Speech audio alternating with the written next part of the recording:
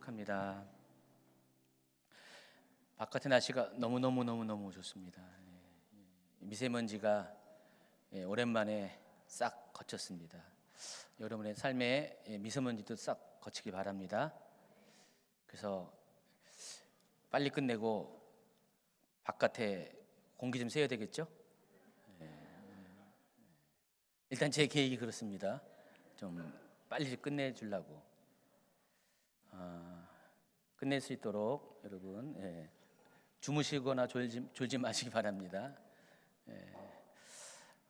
그동안 연대계 성경을 석 달 동안 미뤄뒀어요. 보니까 2018년 12월 9일 날 하고 지금 한 100일 거의 넘은 것 같습니다.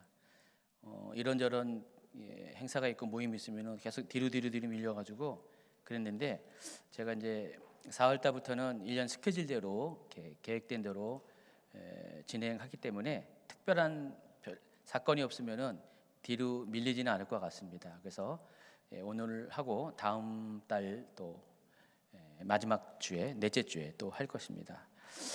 지금 36강을 하고 있고요.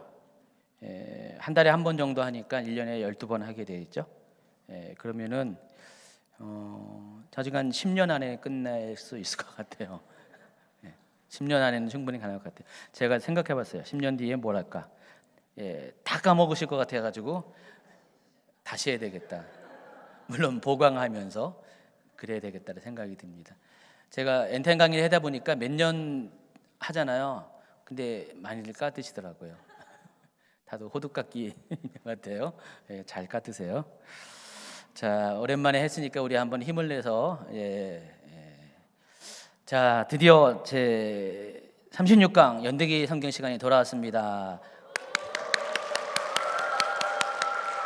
이렇게라도 해야죠, 그렇죠? 억지로 박수 친 거 아닌가요? 오늘부터는 좀 이렇게 속도가 좀 빨리 날 것 같아요. 왜냐하면은 어떤 사건 중심으로 이제 풀어가기 때문에 여러분 여호수아서는 역사서에 해당하죠. 그래서 여호수아서 좀 사사기, 사무엘상하, 열왕기상하 다 역사서입니다. 그래서 이 역사를 다룬 거기 때문에 사건 중심으로 풀어갑니다. 그러니까 지금부터는 여러분이 그 대하 드라마 사극을 보신다고 생각하시면 돼요. 제가 이 대하 드라마를 되게 좋아하거든요. 사극을. 대하 드라마 굉장히 길죠. 보통 웬만하면 한 50편 정도 되고요. 100편까지도 가고 그러는데 대하 드라마가 뜻이 뭔지 아시죠? 대하가 큰 강을 말하는 거고요. 큰 강 물줄기를 따라서 스토리가 큰 강 물줄기가 이어지듯이 스토리가 이어진다 해서 대하 드라마인데 성경도 그런 측면에서 대하 드라마입니다. 그래서 여러분 이 흐름을 따라가다 보면 하나님께서 어떻게 인간 세상 가운데 또 역사하시는가를 좀 큰 그림으로 여러분이 볼 수가 있습니다. 지난 강의에서 그게 이제 12월 9일이라고 했어요. 여기도 또 오타가 났네요. 제가 어제 시간이 너무 없어가지고 갑자기 결혼식이 있는데 1시간 전에 연락이 왔어요. 1시간 있다 결혼한다고. 그래가지고 최원영 목사님 여기 가족 중에 사촌 동생이 서로 연락한 줄 알고 안 하고 있다가 1시간 전에 해가지고 불이 나게 준비해가지고 갔습니다. 물론 이렇게 식사 시간에 도착해서 갔는데 그러다 보니까 시간이 그냥 몇 시간을 까먹어가지고 전혀 생각하지 못한 어떤 루스된 시간이 있었습니다. 그래서 제가 어제 급하게 준비하다 보니까 오타가 되게 많아요. 보니까 오늘 아침에도 한 10군데를 찾아냈는데 여러분 감안해서 보시기 바랍니다. 새로 한 거는 오타를 좀 이렇게 수정해서 올릴 겁니다. 그래서 지난 시간에 이 가나안 정복 시대 연대기 한 개론적인 부분을 좀 다뤘고요. 그때 제가 이제 여러분에게 말씀드린 게 가나안 정복 시대는 여호수아를 중심으로 이렇게 그 시대의 역사를 다룹니다. 근데 여호수아는 크게 두 부분으로 나눌 수가 있어요. 첫 번째가 1장부터 12장까지고 가나안 정복을 어떻게 했는가 그 역사를 가나안 정복의 과정을 다루는 어떤 첫 번째 파트가 있고요. 또 나머지 13장부터 24장까지는 이제는 그 정복한 땅을 어떻게 분배하는가 그 분배의 과정을 기록을 했습니다. 크게 두 부분으로 나눌 수가 있어요. 그래서 여호수아서를 한마디로 압축해서 말한다면은 정복과 분배의 역사, 가나안 땅을 정복한 역사, 또 가나안 땅을 지파별로 분배한 역사를 기록하는 것이 여호수아서입니다. 자, 그런데 이 여호수아서는 그 여호수아서에 나오는 아주 중요한 단어들 4개의 동사를 기준으로 또 더 세분해서 구분할 수가 있습니다. 그래서 첫 번째가 1장 1절부터 5장 12절까지 건너다, 아바르라는 단어를 가지고 강을 건너는 사건을 중심으로 한 파트를 나눌 수가 있어요. 그러니까 요단강을 건너는 사건. 그리고 5장 13절부터 12장 24절까지는 취하다, 라카흐라는 단어를 사용해서 이제 실제로 땅을 정복하는 전쟁의 전투의 그런 실황들을 여기서 찾아볼 수가 있고요. 그리고 모든 전쟁이 끝난 다음에 13장부터 21장까지는 나누다, 할라크라는 단어를 사용해서 땅 분배의 과정들, 그리고 마지막 22장, 24장까지는 아바드라는 단어를 통해서 하나님을 섬기는, 여기 이제 세계 문약이 나오는데 그 이야기로 내등분할 수가 있습니다. 그래서 강의도 여기에 맞춰서 진행할 겁니다. 여기에 맞춰서 가나안 정복 전쟁의 그 연대기는 4가지 파트로 제가 설명을 할 겁니다. 그래서 오늘은 그 첫 번째 아바르, 건너다, 여호수아서 1장 1절부터 5장 12절까지를 본문으로 설명을 해드리겠습니다. 자, 여러분 국가의 3요소 아시는가요? 여기 써 있지만은 뭐죠? 국민, 주권, 영토. 여러분 다 아시는 겁니다. 국가를 이루려면은 이렇게 3가지가 있어야 됩니다. 첫째는 국민이 있어야 되고, 주권이 있어야 되고, 또 영토가 있어야 됩니다. 자, 하나님께서 이스라엘 민족을 택하셨을 때 처음에는 민족을 택한 게 아니죠. 한 사람을 택했고요.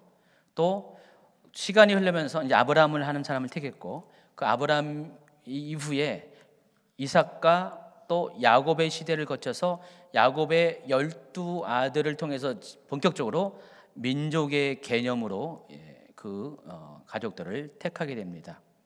그래서 하나님께서 민족을 이루시기 전에 제일 먼저 하신 것이 한 가정을 택했습니다. 그리고 그 가정의 인구를 아주 갑자기 이렇게 대폭적으로 늘어나게 하는 그 시간들을 허락하십니다. 그래서 여러분 그 창세기에 보면은 46장 26절 27절에 보면은 그 요셉의 때에 근동 지역에 기근이 들었습니다. 근동 지역은 약속의 땅이 가나안을 중심으로 남쪽으로는 이집트, 북쪽으로는 메소포타미아 지역을 아우르는 지역을 성경에서는 근동 지역이라고 부릅니다. 그러니까 중심에는 가나안 땅이 있습니다. 가나안 땅을 중심으로 남북으로 이렇게 이스라엘 역사 가운데 영향을 끼친 그런 남북의 왕조들을 아우르는 그 지역을 근동 지역이라고 하는데, 그 근동 지역 전체적으로 기근이 들었습니다. 바로 요셉의 때죠. 이때 요셉이 이 지역을 먹어 살리는 아주 놀라운 일들을 했습니다. 그 과정 가운데 야곱의 가문도 모두가 가나안 땅에서 이집트로 이주하게 됩니다. 이때 모두 66명이 이주하게 됩니다. 그 이야기가 26절에 나와 있고요. 그리고 이미 먼저 이집트에 거주하고 있는 요셉의 가족 4명입니다. 그 4명까지 합쳐서 모두 70명이 가나안 땅에서 이집트로 완전한 이주를 하게 됩니다. 그래서 이집트로 이주할 때는 겨우 70명밖에 안 됐었는데, 이들이 430년 동안 이집트 땅에 거주하면서 무려 보행하는 남자만 60만 명이 넘는 거대한 민족으로 성장을 했습니다. 그래서 보통 이제 남자만 60만 명이니까 거기에 가족들 남녀노소를 다 하면은 최소한 200만 명 이상으로 추정을 합니다. 여러분 430년이면 그때 당시에 430년은 4대밖에 안 됐어요. 그러니까 우리 지금 30년에 한 번씩 1세대가 오는 게 아니라 그때는 보통 100년에 한 번씩 1세대로 보는데 4대에 걸쳐서 어떻게 해요? 70명에서 200만 명. 이게 말이 됩니까? 무슨 개도 아니고 쥐도 아니고 있을 수 없는 일입니다. 이건 그렇죠? 430년 만에 70명에서 200만 명이 넘는다는 것은 이건 물론 자연 증가가 가능할 수 있어요. 뭐 한 가정에 14명씩 낳고 죽는 사람이 없고 충분히 가능합니다. 근데 하나님께서 실제로 그렇게 했어요. 고센 땅이라는 곳에서 낙동강 하류의 고센 땅이 이집트에서 가장 살기 좋은 땅 중에 하나예요. 여기가 비옥하고요, 물도 많고. 그래서 환경적으로 굉장히 좋은 지역에 이스라엘 백성들을 거주하게 했고 거기에는 전쟁도 없었어요. 그러다 보니까 이스라엘 민족이 가장 좋은 환경 가운데서 살다 보니까 인구가 폭발적으로 늘어났는데 인구 감소의 요인이 없었어요. 그러다 보니까 430년 만에 70명이 200만 명이 넘는 거대한 인구로 성장을 했습니다. 당시 200만 명은요 대단한 인구입니다. 그렇죠? 아세요, 여러분? 우리나라 그 삼국 시대에 고구려 백제 신라 이때 고구려 백제 신라의 인구수가 대략 어느 정도 될 것 같았어요? 1000만 단위일까요? 아닙니다. 몇백만 명이에요. 거기 이 숫자랑 엇비슷해요. 200만, 300만 정도밖에 안 됐습니다. 그게 한 국가를 이뤘었어요. 고대 국가요. 여러분 그 우리 한국말 중에 천만의 말씀이라고 많이 들어봤죠? 천만의 말씀이 천만이 뭔지 아세요? 우리나라 인구수를 말하는 거예요. 우리 모든 조선의 인구 1000만이 그거 거부한다 그런 뜻이죠. 천만의 말씀이 그 뜻이에요. 뭐하면 천만의 말씀입니다. 인구수를 말하는 거예요. 그러니까 조선시대 인구가 그 정도밖에 안 됐다는 것이죠. 그런데 수천 년 전에 3천 몇백 년 전에 200만 명이라는 건 대단한 거죠. 그렇죠? 근데 국가라는 이름을 갖기 위해서는 국가라는 인정을 받기 위해서는 적어도 그때 당시에는 몇만 명의 인구가 필요했어요. 적어도 몇만 명만 돼도 국가라는, 물론 부족 국가라는 이름이죠. 국가라는 이름을 가질 수가 있었습니다. 근데 하나님께서는 그 몇만 명 수준이 아니라 몇십만 명도 아니라 몇백만 명으로 이렇게 인구수를 늘려가지고 국가의 첫 번째 요소인 국민을 형성하게 했습니다. 그리고 국민이 형성되니까 하나님께서 두 번째로 하신 것이 주권을 허락하십니다. 그래서 그들을 하여금 이집트를 벗어나게 하면서 더 이상 노예가 아니라 주권 없는 노예 종된 삶이 아니라 자주민으로서 그들의 신분을 변화시켜 주십니다. 주권이 생기니까 그 다음에 뭐 할까요? 법을 주십니다. 그래서 십계명을 주시고 또 십계명의 실천사항인 모든 613가지 율법을 주시고요. 그래서 하나님께서 이스라엘 민족과 언약을 맺습니다. 나는 너희의 하나님이 되고 너희는 나의 백성이 된다. 그래서 이스라엘로 하여금 주권을 주시고 또 하나님과의 언약 관계를 통해서 거룩한 나라 하나님 제사장 국가가 되게 하십니다. 그리고 세 번째가 필요한 게 한 가지 남은 게 뭐였죠? 땅이 있어요. 영토. 그때만 해도 이스라엘은 땅이 없었잖아요. 그래서 하나님께서 그들을 국가를 세우기 위해서 땅 있는 곳으로 그들을 이끄십니다. 그래서 오늘부터 하는 이 정복, 지난번 했지만은 이 가나안 정복 전쟁은 하나님께서 이렇게 이스라엘이라는 민족 국가를 세우는 과정 가운데 맨 마지막으로 땅을 취하게 함으로써 완전한 하나님 나라, 하나님 선택받은 민족이 국가를 이루는 과정에 종집을 짓는 그런 과정 가운데 첫 번째 발걸음을 하는 것이 출애굽을 하는 것이고 또 가나안 땅의 전쟁을 통해서 그 땅을 정복하는 것입니다. 그래서 여러분 오늘 이 가나안 정복 전쟁의 의미가 그런 것이에요. 가나안 정복 전쟁은 바로 하나님께서 이스라엘로 하여금 한 민족이 국가를 이루는 데서 종집을 찍게 하는 그런 역사적인 의미가 있습니다. 자, 그래서 오늘 요단강을 건넌다는 것은 그곳에 첫 발걸음을 떼는 역사적 의의가 있다는 것을 아시기 바랍니다. 자, 그래서 하나님께서 이 일을 위해서 새로운 지도자를 세웁니다. 이전까지는 모세라는 탁월한 지도자가 있었습니다. 그는 정말 200만 명의 오합제조가 같은 이스라엘 민족을 이끄는 탁월한 지도자, 영도자였습니다. 그리고 그는 하나님의 뜻을 전하는 선지자이기도 했고요. 또 하나님의 진노 앞에서 이스라엘 백성을 구원하는 또 중보자의 역할을 했습니다. 근데 모세의 역할은 출애굽을 시키고 가나안 땅에 도착하기까지의 그 과정 40년 기간까지만 하나님이 그를 사용하시는 원래 본래의 사용 용도가 있었습니다. 출애굽기 3장 10절에 보니까 9절부터 이제 가라 이스라엘 자손의 부르짖음이 내게 달하고 애굽 사람이 그들을 괴롭히는 학대도 내가 보았으니 이제 내가 너를 바로에게 보내어 너에게 내 백성 이스라엘 자손을 애굽에서 인도하여 내게 하리라. 바로 이것이 하나님이 모세를 택하신 모세를 부르심의 목적이라는 것입니다. 자, 여기까지가 다 이미 이루어졌어요. 지금 모압 평야까지 오는 과정 가운데 하나님께서 모세를 부르신 그 소명이 다 완수가 됐습니다. 그래서 모세는 죽어야만 했고요. 역사 가운데 이제는 뒤안길로 사라져야 되고 하나님께서는 새로운 인물이 필요했습니다. 이제는 가나안 정복 전쟁을 해야 되는데 그 정복 전쟁을 위해서 필요한 인물이 있었어요. 그 사람이 누구죠? 여호수아입니다. 하나님은 용도에 따라서 한 사람을 모든 면에서 사용한 것이 아니라 하나님이 필요한 용도에 따라서 구간별로 하나님이 역사 가운데 세우는 인물들이 다 따로 있다는 것을 여러분이 아시기 바랍니다. 제 아무리 대단한 모세라도 여기까지가 그의 맡은 처음부터 하나님께서 그를 선택한 소명이었다는 것입니다. 그래서 이제부터는 군사적인 지도자가 필요합니다.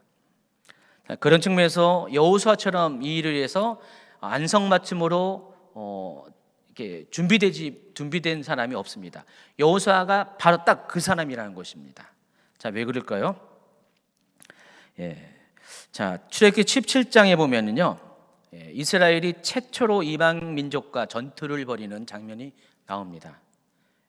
아말렉 족속입니다. 자, 아말렉 족속은 에서의 후손이고요. 그 에서에 살던 지역이 세일산, 에돔, 지금 요르단 지역이죠. 그래서 거기 주변으로 지나가는 사람들을 약탈하는 그런 광야의 무법자와 같은 그런 사람들이었습니다.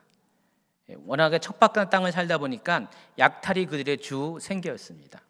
근데 그 아말렉 족속을 처음 맞받아치게 됩니다. 이때 여호수아가 아말렉과의 최초의 전투에서 선봉장이 되어서 싸우게 됩니다. 이때 당시 여호수아의 나이가 대략 한 40 정도 됐습니다. 40 정도가 됐는데 이 40세에 여호수아는 그 이스라엘 군대를 이끄는 총사령관이 된 거예요. 총사령관이 돼서 아말렉과의 싸움에서 승리하게 됩니다. 그리고 또 가나안 땅을 정탐하는 12명의 정탐꾼을 모세가 선택해서 가나안 땅을 이제 정탐하러 보냈는데 그때 여호수아 또한 자기 지파를 대표해서 정탐꾼 중에 한 명이 되어서 가나안 땅을 정탐합니다. 이때 10명의 정탐꾼들은 가나안 땅에 대해서 좋은 평을 내지만은 그렇지만은 그 땅이 결국은 이스라엘 민족을 삼키는 땅이 될 것이라 하고 악평을 하게 됩니다. 불신의 보고를 하죠. 이때 갈렙과 더불어서 여호수아는 믿음의 보고를 함으로써 하나님께서 20세 이상으로 싸움에 나갈 수 있는 모든 남자를 카운트하는 인구조사 가운데 이도 인구조사 되었지만은 두 사람을 뺀 나머지 모든 남자들은 다 죽임을 당하고 가나안 땅에 들어가지 못했지만은 갈렙과 더불어 여호수아는 믿음의 보고를 통해서 가나안 땅에 들어갈 수 있는 그런 믿음의 삶을 살았습니다. 더구나 그는 모세의 수종자였어요.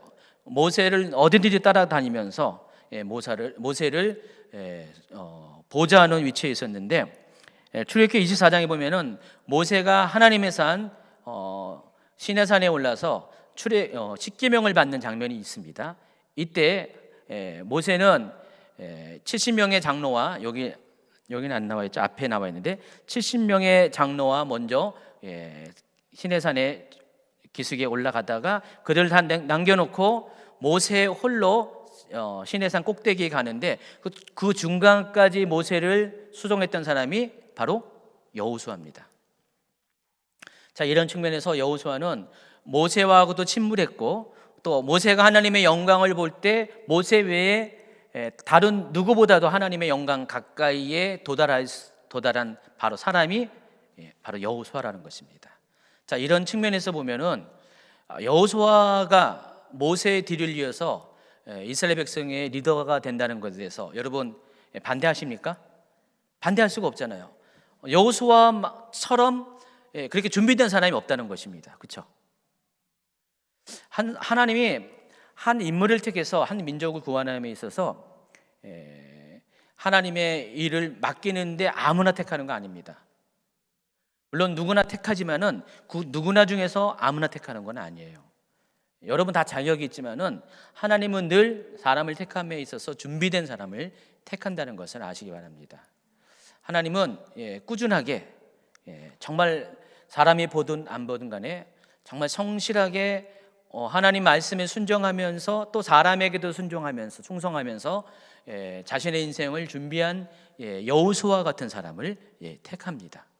그래서 여호수아는 다른 누구보다도 하나님 보시기에도 그렇고 사람들 보기에도 그렇고 여호수아를 대신할 만한 탁월한 인물이 없었다는 것이에요. 그래서 그는 모든 백성들이 여호수아가 모세의 뒤를 계승하는 것에 대해서 불만을 갖지 않았어요. 근데 모든 사람은 불만을 갖지 않았는데 한 사람은 불만을 가졌습니다. 누굴까요? 여호수아 자신입니다. 여호수아 자신은 만족하지 못했어요. 그러니까 다른 사람들이 보기에는 그는 다 준비된 후계자였지만은 여호수아가 한 가지 아쉬운 게 있었어요. 왜냐하면 그는 모세를 늘 이렇게 보좌했기 때문에 모세가 경험한 하나님, 또 모세가 하나님부터 직접적으로 인도하심을 받는 장면들을 많이 목격을 해왔습니다.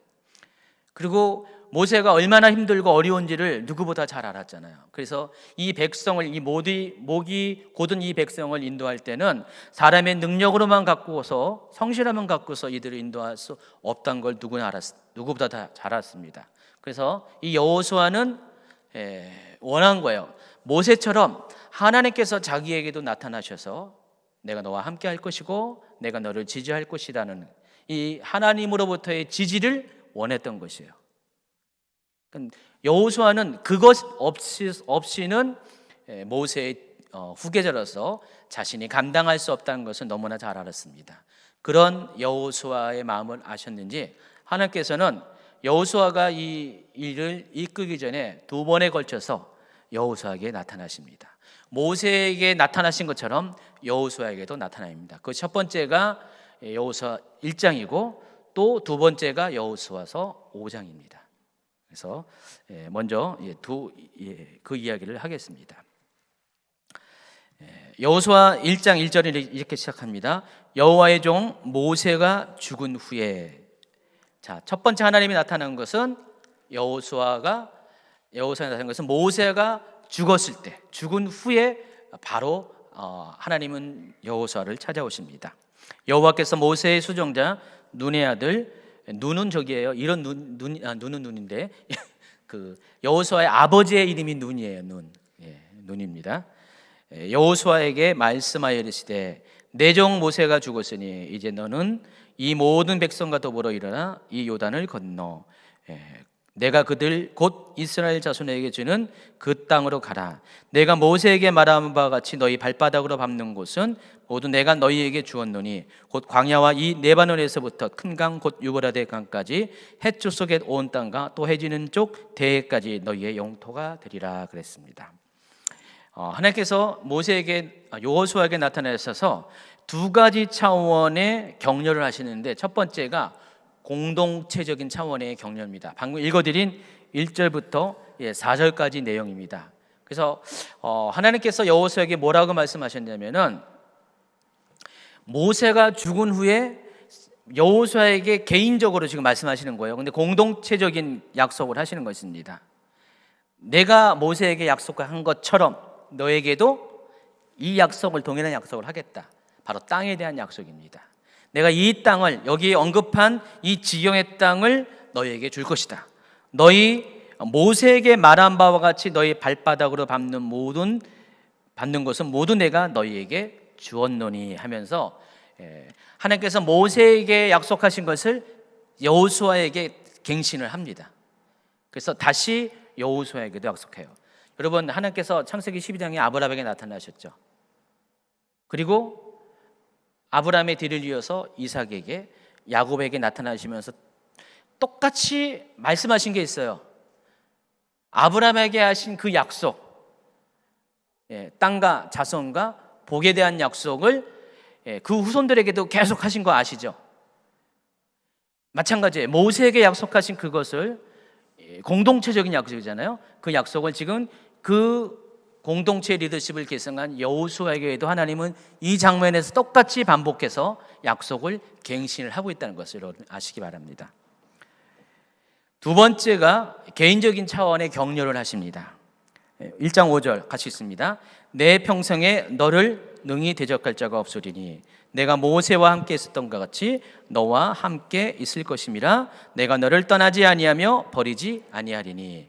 자, 보시면 여기 똑같이 앞에도 3절에도 내가 모세와 말한 바와 같이, 여기 5절에도 내가 모세와 함께 있었던 것처럼, 전부 다 지금 모세와 연관돼서 그냥 얘기해요. 그러니까 모세에게 약속했던 그 땅을 너에게 줄 것이고, 내가 모세와 함께 있은 것처럼 내가 너와 함께 할 것이다. 이 두 가지의 격려를 한 거예요. 바로 이것이 여호수아가 원했던 거죠. 다른 사람의 어떤 사람의 인정함보다 더 원하는 것이, 이 거대한 이 사역을 감당하기 위해서는 이와 같은 하나님의 지원이 필요한 거였어요. 하나님의 지지가 필요했던 것입니다. 하나님의 말씀 한마디가 여호수아에게는 굉장히 중요했던 것입니다. 모세로 하여금 이스라엘 민족을 출애굽하게 한 동력이 뭐냐? 다른 것이 아니라 이 같은 하나님의 약속과 지지였거든요. 지도자로서 모세가 이 하나님과의 개인적인 만남을 통해서 이 약속과 지지를 계속해서 수차례 받았기 때문에 모세가 그 어려운 상황 가운데서도 끝까지 출애굽을 이끌어낼 수가 있었습니다. 마찬가지예요. 여호수아도 다른 무엇보다 더 중요한 것이 바로 하나님의 약속과 지지라는 것입니다. 하나님이 여러분에게 어떤 개인적으로 뭘 시키세요? 또 어떤 분은 사역적인 면에서, 어떤 분은 어떤 사업적인 면에서 이것저것 시키는데 다 준비가 돼서, 어느 분이 제가 초창기에 개척을 하게 될 때 여러 가지 해프닝이 많이 있었습니다. 개척 초기에, 개척하기 전에 막 여러 가지 해프닝이 있었어요. 좀 이상하더라고요.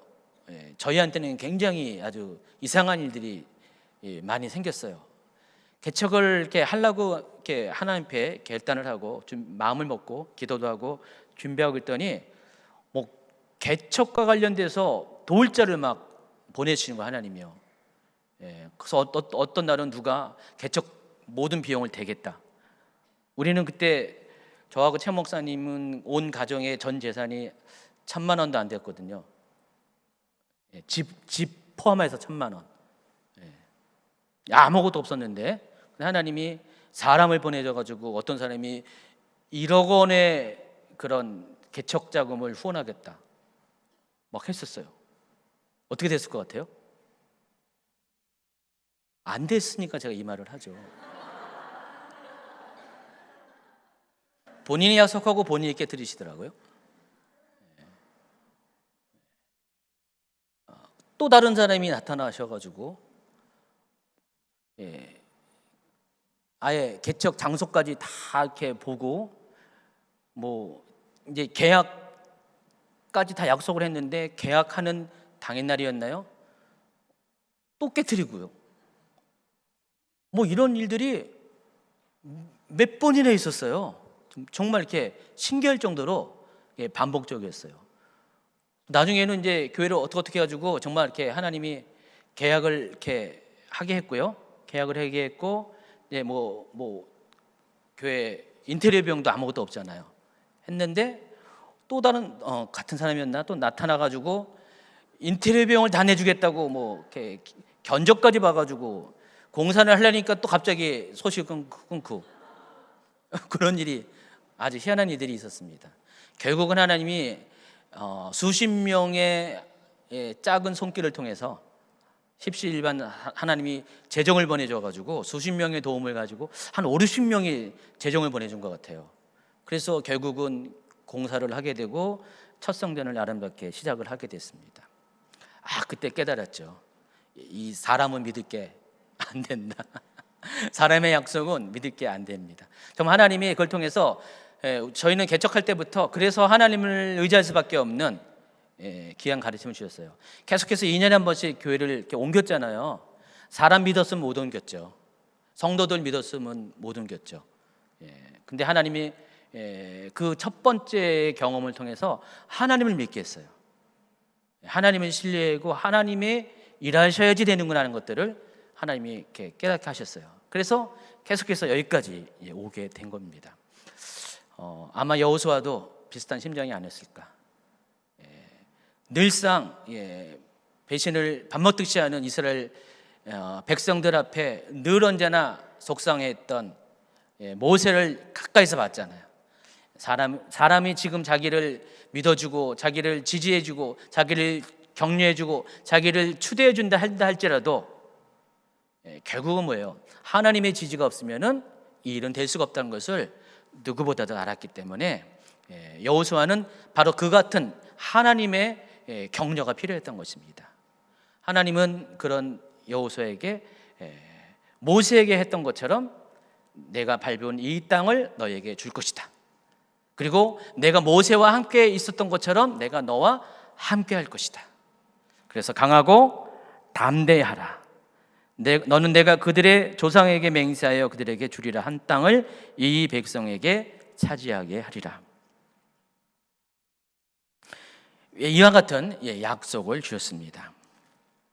그리고 두 번째 하나님이 여호수아에게 나타난 것이 여호수아 5장인데 이때는 여리고 성과의 전투를 앞둔 굉장히 긴장한 상태, 그런 상황 가운데서 하나님께서 여호수아를 만나십니다.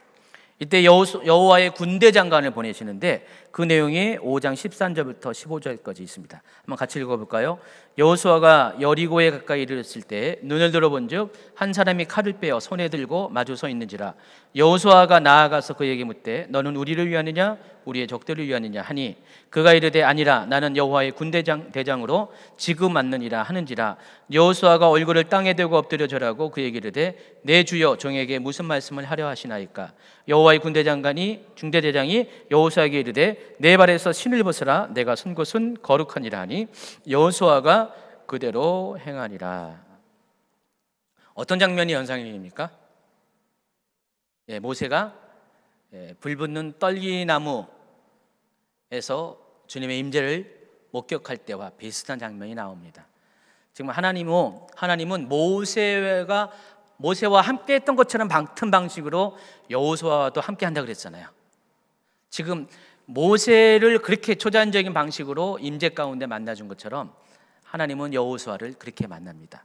물론 여기 등장하는 여호와의 군대 대장은 두 가지 측면에서 사람들이 이야기합니다. 이 여호와의 군대 장관은 구속사적 관점이라고 있어요. 어떤 그 성경을 바라보는 어떤 시선이 그리스도의 구속 사건으로 모든 것을 바라보는 거예요. 그래서 구약도 바로 그런 관점에서 바라보죠. 그런 측면에서 바라보는 입장에서는 바로 여기 나와 있는 여호와의 군대 대장이 바로 예수님이시다. 예수 그리스도가, 하나님의 현현인 예수 그리스도가 여기 나타나신 것이다 라고 말하는 입장이 있고요. 또 문자 그대로 군대 장관이라니까, 여러분 그 하늘의 군대 장관이 누군지 아시죠? 천사장 미가엘입니다. 천사장 미가엘일 것이다. 두 가지의 입장이 있습니다.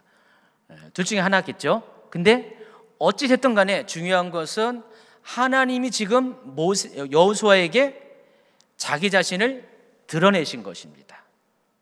대리자를 통해서든지 아니면 하나님 자신이 직접 나타내신 건지, 지금 하나님이 여호수아에게 하나님 자신을 드러내셔서 뭘 약속하시는 것이에요?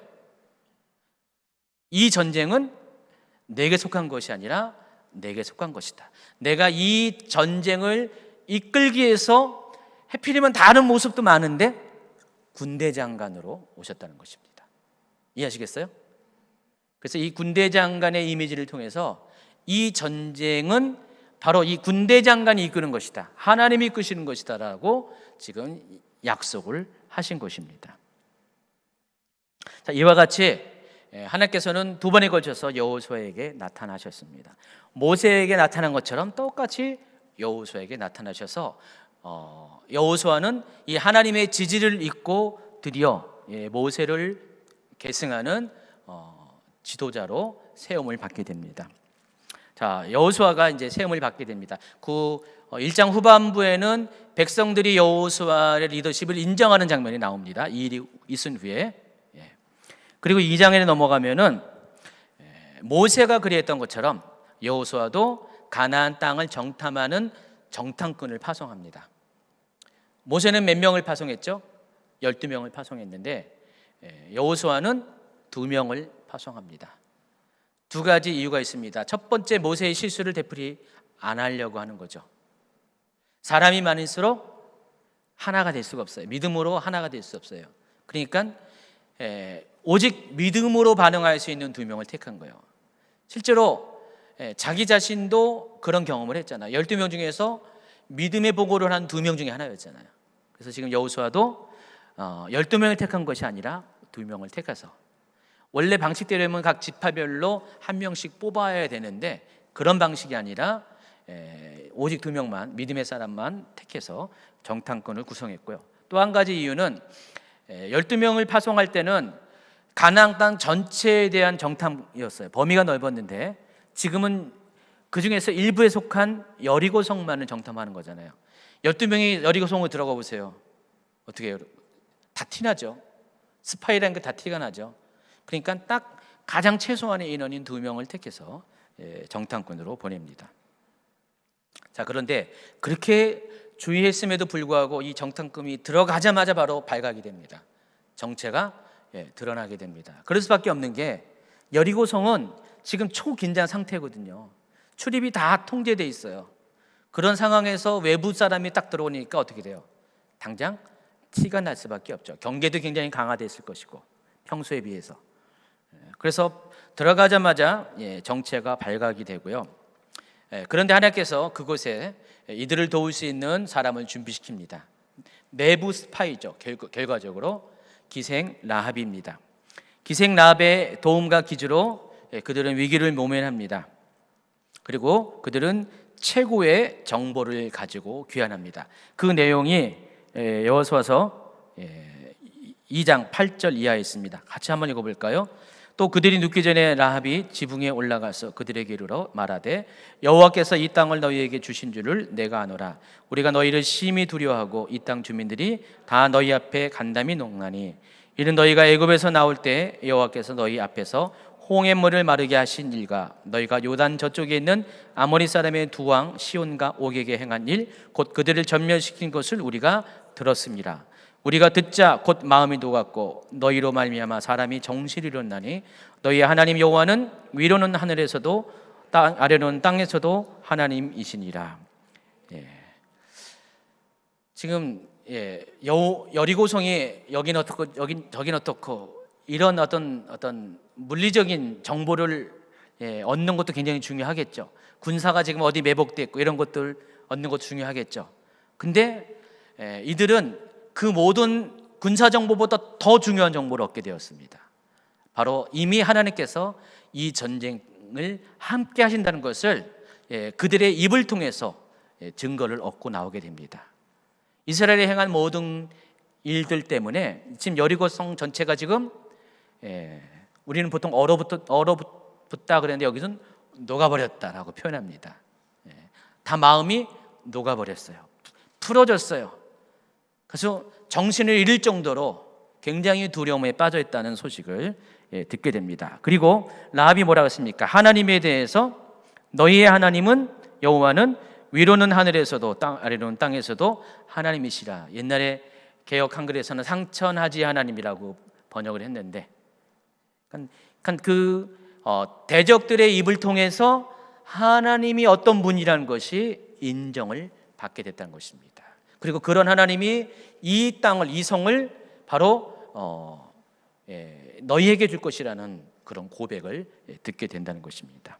그래서 23절 24절에 보니까 그 두 사람이 돌이켜 산에서 내려와 강을 건너 눈의 아들 여호수아에게 나아가서 그들이 겪은 모든 일을 고하고 또 여호수아에게 이르되 진실로 여호와께서 그 온 땅을 우리 손에 주셨으므로 그 땅의 모든 주민이 우리 앞에서 간담이 녹도이다 하더라. 자, 이 소식을 들은 여호수아의 입장은 어땠을까요? 백성들은 큰 힘이 됐을 것입니다. 확신이 가졌을 것입니다. 여호수아 개인적으로는 이미 1장에서 하나님께서 약속을 하셨는데 그 약속 그대로 지금 보고를 들은 거예요. 하나님이 모세와 함께 했던 것처럼 너와 함께 할 것이다. 강하고 담대하고 두려워하지 말지어다 했는데 지금 상황을 보니까 정말 하나님이 함께 하고 있다는 것을 바로 즉시로 이런 보고를 통해서 알게 됐습니다. 자, 이제 기생 라합에 대한 이야기를 좀 하겠는데, 여러분 이제 한 가지 전제해야 될 것은 여기 기생이라고 표현했는데 이건 한글의 이제 한국 개념으로 기생이라고 한 거죠. 근데 이 라합은 단순한 기생이 아닙니다. 단순한 기생이 아니라 이때 당시에 그 이방 민족들 중에는 이방 신을 섬기는 그 종교 제의 중에는 여사제들이 많이 있었어요. 여러 가지 용도로 여사제가 많이 있었는데 라합은 바로 그 여기는 기생이라고 번역했지만은 실은 역할이 그 이방 종교를 섬기는 그런 이방 신의 여사제의 가능성이 많을 것입니다. 왜냐하면은 앞에서 말한 2장 8절부터 말한 이 라합의 그런 고백들을 보면은 그냥 기생의 입에서 나온 말들이 아니에요. 라합은 지금 고급 정보를 다 알고 있었어요. 밖에서 일어난 일을 다 알고 있고요. 또 하나님이라는 존재가 어떤 분이라는 것을 알았습니다. 다시 말해서 종교적인 어떤 정보가 있었기 때문에 라합은 하나님의 존재에 대해서도 이와 같이 인정할 수 있는 그런 사람이었다는 것입니다. 자, 근데 그 라합이 정탐꾼을 도와줍니다. 근데 이 정탐꾼을 도와주는 것은 생명을 건, 목숨을 건 그런 거래에 해당하는 것이에요. 여러분, 만약에 정탐꾼이 정체가 발각나면 어떻게 해요? 라합은 배신자가 되기 때문에 죽임을 당할 수 있고요. 라합뿐만 아니라 온 가족이 아마 몰살을 당할 수가 있습니다. 근데 그런 가정에서도 라합이 이 두 정탐꾼을 도와준 이유가 뭐죠? 첫째는 하나님의 존재를 인식했고요. 두 번째는 하나님께서 이 성을 멸할 것이라는 것을 명백히 그녀는 알고 있었기 때문입니다. 그렇기 때문에 만약에 시간이 지나서 이 이스라엘이 이 성을 점령할 때도 어차피 자기는 자기를 포함한 가족들은 죽을 거예요. 그래서 둘 중에 하나를 선택한 겁니다. 라합은. 그래서 하나님 편에 서기로 결정을 했습니다. 그래서 그들을 이제 도와주는데, 여러분 그 뒷장에 보면은요, 566장에 보면은 여기가 여리고 성입니다. 당시의 여리고 성이고요. 여기 한번 그림을 보세요. 고대 여리고라고 써 있는데, 자, 여리고 성은 지금 저 모양 그대로 지금 유적이 남아 있어요. 지금 현재 저 여리고 유적입니다. 텔 여리고죠. 저길 텔 여리고입니다. 텔이란 것은 어떤 것을 텔이라고 하면은 예전에 사람이 살았다가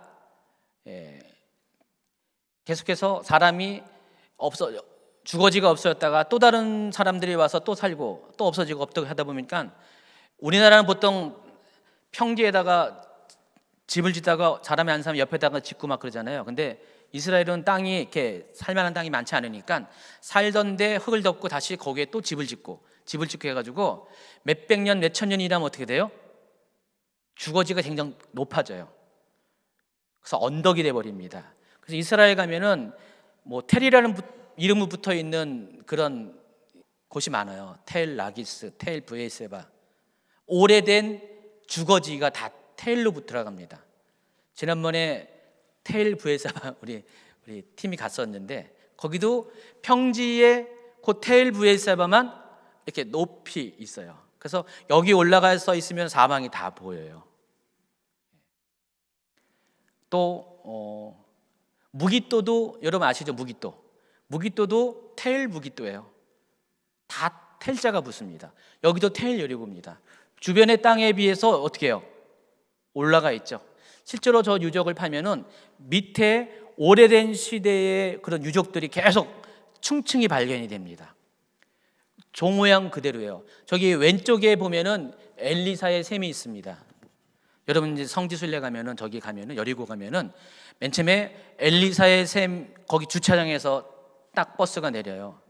그러면 이제 바로 가는 것이 엘리사의 샘을 갑니다. 그리고 길 건너자마자 텔 여리고가 있습니다. 길 건너쯤 돼 가지고 무화과 이게 뭐죠? 무화과가 아니라 대추야자 열매 사라고 이게 꾸시는 장사꾼도 있고요. 그거 사면 안 됩니다. 썩은 거 상한 거 사게 됩니다.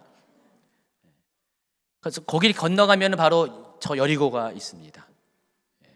지금 저 방향이 엘리사 샘이 동쪽 방향이고 지금 밑에 쪽이 북쪽이고요. 저 꼭대기가 남쪽 방향입니다. 다시 이제 원래 그림을 보세요. 원래 바로 여기입니다. 그래서 지금 저런 모양으로 똑같이 돼 있잖아요. 당시 여리고는 이중 담장이 있었어요. 성벽이 있었어요. 이중으로 된 성벽입니다. 자, 그 성벽이 바로 여러분 그림에 있는 이런 모습으로 되어 있습니다. 자, 이렇게 축대를 쌓아놓죠. 이중으로 축대를 쌓아놓고 중간에 진흙으로 흙으로 덮습니다. 더 자세하게 구조를 보면은 아까 추가된 그림을 보세요. 자, 저런 식으로 됩니다. 높이가 어떻게 돼요? 밑에가 5m, 위에가 7m, 모두 12m. 그러니까 여리고 외성이 12m예요. 여리고가 왜 철옹성인지 알겠죠?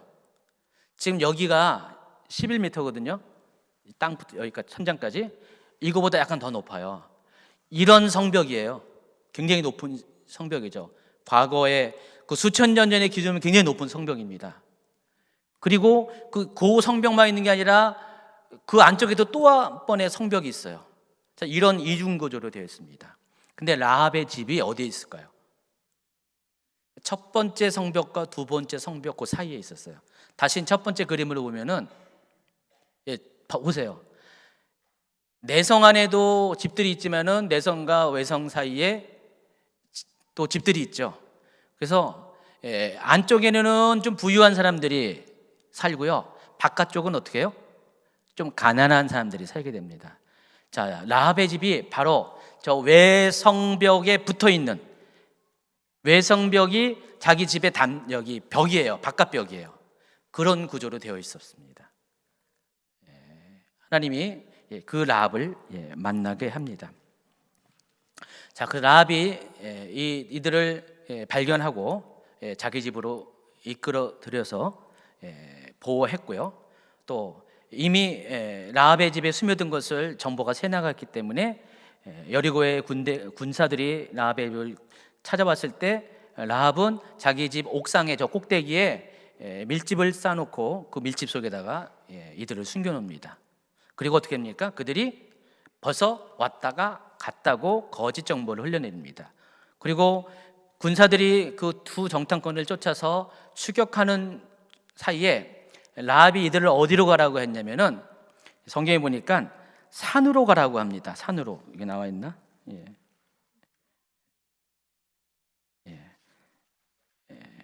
23절에 보니까 그 두 사람이 돌이켜 산에서 내려와. 이미 산으로 갔죠. 산이 어디냐면은 여러분 여리고 가면은요 여리고가 있고 여리고에서 서쪽으로 제가 이렇게 설명하면 여러분 이렇게 그림을 좀 그렸으면 좋겠어요.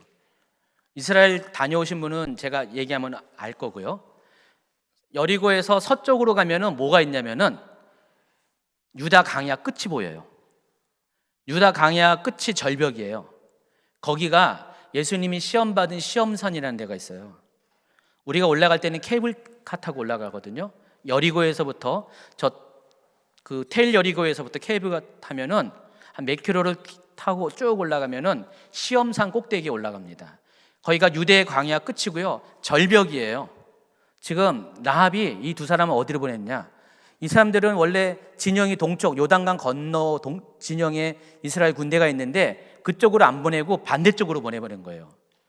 시험산 꼭대기 산에서 숨어 있다가 며칠 있다가 군대의 추격조가 다 가면은 그때 가서 가라고 그렇게 알려줍니다. 23절이 바로 그 얘기하는 거예요. 추격조가 다 끝난 다음에 두 정탐꾼이 그 시험산에서 내려와 가지고 다시 강을 건너서 그쪽으로 가게 됩니다. 자, 이 라합이 이런 과정을 통해서 하나님을 인정했고 또 그로 인해서 이 라합은 어떻게 돼요? 전쟁이 끝난 다음에 전투가 끝난 다음에 살몬이라는 사람과 결혼합니다. 살몬은 유다 지파에 속한 것이고요. 그리고 이 살몬과의 결혼을 통해서 보아스를 낳고 보아스가 누굴 낳습니까? 루색에서 오벳을 낳고 오벳은 이새를 낳습니다. 그리고 이새의 아들이 누구예요? 다윗입니다. 그러면 라합은 다윗, 이새, 오벳, 보아스 중조 할머니가 되는 겁니다. 그리고 이 다윗의 중조 할머니뿐만 아니라 예수님 가게에 조상으로 들어가는 영광스러운 그런 영광도 참여하게 됩니다. 그래서 하나님께서 이 라합이 이 정탐꾼을 도와주는 대가로 어떻게 하셨냐면은 이 가족을 살립니다. 살리는 방식이 어떡하냐? 하나님께서 여리고성을 무너뜨릴 때 이 라합이 살고 있는 집에 있는 성벽을 무너뜨리지 않습니다. 그래서 이스라엘 군대가 점령에 들어갈 때 여기가 자기를 도와주는 이스라엘 민족을 도와줬던 라합의 집이라는 것을 확인시키는 표식을 달아주는데 그게 붉은 줄입니다. 창문에 붉은 줄을 달아놓으면은 일단은 안에서는 모르지만 밖에서 보면은 외벽에 있으니까 이 여자의 집은 외벽에 있으니까 붉은 줄이 보일 거 아니에요. 저 집은 정탐꾼을 도와준 라합의 집이라는 것을 모든 이스라엘 군대가 다 이미 알고 있었고요. 그리고 저 집은 보호해줘야 된다는 명령이 다 떨어졌을 거 아니에요. 그런 상태에서 하나님께서 여리고성을 돌다가 7일 만에 여리고성을 무너뜨리는데 근데 놀라운 것은요, 고고학적 발견에 의하면은 이 라합이 살던 이 집은 안 무너졌다는 거예요. 사람의 손으로도 보호할 뿐만 아니라 하나님 스스로가 사람이 한 약속을 지키셔가지고요, 이 라합의 집은 보존합니다. 1907년부터 9년까지 독일 발굴팀이 여리고성을 이렇게 발굴을 했는데 놀랍게도요, 북쪽 지역에 있는 일정 부분의 성벽은 무너지지 않았다는 거예요. 나머지 모든 성벽은 한순간에 와르르 무너지고 불이 탔는데 그 지역은 무너지지도 않고 불탄 흔적이 없다는 겁니다. 거기가 누구네 집이겠어요? 라합의 집이라는 것입니다. 그래서 아까 봤던 그 외벽의 그 성벽이 이쪽은 일부가 남아있어요. 2m 이상이 성벽이 그대로 남아있다고. 여러분 나중에 한번 가서 보시기 바랍니다. 제가 그때 안 봤어요. 바빠서 그랬나 얘기를 안 해서 그런지 몰라도 미리 가서 볼 걸. 다음에 갈 때는 반드시 북쪽 성벽을 한번 확인해야 될 것 같아요. 그래서 하나님께서 이 라합을 통해서 이스라엘 백성을 어떻게 구원하는지를 우리가 알 수가 있습니다. 그래서 라합이 창문에 매달은 붉은 줄은 유월절 사건의 가운데 하나님께서 붉은 피를, 어린 양의 피를 문설주와 임방에서 바르면은 죽음의 사자가 그 집을 패스오버한다, 유월한다는 그것과 동일한 영적인 메시지를 갖고 있습니다. 자, 567페이지 보면은 여호수아 3장으로 넘어가는데 이번엔 요단강 도하하는 장면입니다. 아까 제가 오늘 강의의 주제가 뭐라고 했죠? 건너다, 아바르라고 했습니다. 히브리어로. 지금 오늘 강의의 핵심이 바로 요단강을 도하하는 것입니다. 자, 요단강을 이제 도하하기에 앞서서 하나님께서는 시딤에서, 모압 광야에 있는 시딤에서 이스라엘을 출발하게 합니다. 시딤이라는 것은 여러분 잘 알고 있는 시딤 나무, 거기에 유래한 지명입니다. 시딤 나무가 뭐냐면은 아카시아 그런 비슷한 나무예요. 거기 그 가시가 이만해요, 하여간. 저는 맨 처음에 그 가시가 예수님 그 가시면류관 만드는 그 가시인 줄 알았어요. 그 정도로 길고 단단하고 날카롭습니다. 그 바늘처럼 이렇게 뾰족하고요. 근데 나중에 보니까 엔게디 그 계곡에 가니까 예수님 가시면류관 나무는 따로 있더라고요. 근데 시딤 나무가 이렇게 가시가 굉장히 긴 나무가 있어요. 광야지대에서 주로 많이 살고 생명력이 강합니다. 근데 거기에서 유래된 지명입니다. 그래서 시딤 나무가 있는 골짜기가 따로 있어가지고 이 모압 광야에서 이스라엘 쪽으로 가려면 시딤 골짜기를 통해서, 지금도 그 길이 있어요. 거기 따라서 길이 나와 있습니다. 찻길이 나와 있는데 거기서 출발해가지고 여리고 가까이 오게 됩니다. 그래서 하나님은 요단강 바로 앞에 이스라엘을 진을 치게 하고 3일 동안 거기서 유숙하게 합니다.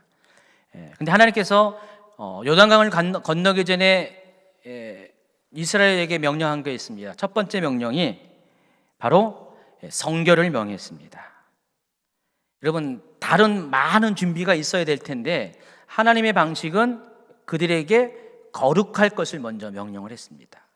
여러분, 강을 건너려면 어떻게 돼요? 나무를 베가지고요, 다리도 만들 수 있고 무슨 그 건널 수 있는 뗏목을 만들 수 있고 막 그래야 되잖아요. 근데 그렇게 하지 않고 하나님께서 그런 명령을 전혀 하지 않고 뭐라고 했습니까? 여호수아 3장 3절부터 같이 읽어볼까요? 백성에게 명령하여 이르되 너희는 레위 사람 제사장들이 너희 하나님 여호와의 언약궤 매는 것을 보거든 너희가 있는 곳을 떠나 그 뒤를 따르라. 그러나 너희와 그 사이 거리가 2000 규빗 되게 하고 그것에 가까이 하지는 말라. 그리하면 너희가 행할 길을 알리니 너희가 이전에 이 길을 지나보지 못하였음이라 하니라. 여호수아가 또 백성에게 이르되 너희는 자신을 성결하게 하라. 여호와께서 내일 너희 가운데 기이한 일들을 행하시리니. 여호수아가 또 제사장들에게 말하여 이르되 언약궤를 메고 백성들 앞에 건너라 하매 곧 언약궤를 메고 백성 앞에 나아가니라. 여호와께서 여호수아에게 이르되 내가 오늘부터 시작하여 너를 온 이스라엘의 목전에서 크게 하여 내가 모세와 함께 있었던과 같이 너와 함께 있는 것을 그들이 알게 하리라. 여기도 자주 등장하네요. 모세와 함께 있던 것처럼 너와 함께 할 것이다. 여기 보시면은 하나님께서 요단강을 건너는 방법을 설명하는 과정이 이렇습니다. 뗏목도 만들지 말고 다리도 만들지 말고 해야 될 것이 유일한 한 가지, 언약궤를 어깨에 맨 제사장을 행렬의 앞에 세우라는 것입니다. 그리고 그들 뒤에 여기 2000 규빗이라고 했죠. 약 900m 정도, 좀 다른 수량으로 하면 한 1200m 정도 되는, 그러니까 언약궤와 이렇게 거리를 띄우라는 것입니다. 띄워서 그들로 하여금 거룩한 언약궤에 근접하지 못하게 합니다. 그리고 나서 백성들이 해야 될 것은 거룩을 유지하는 거죠. 여러분, 성결하게 하라 할 때는 어떤 요구가 있을 것 같아요? 성결하게 하라.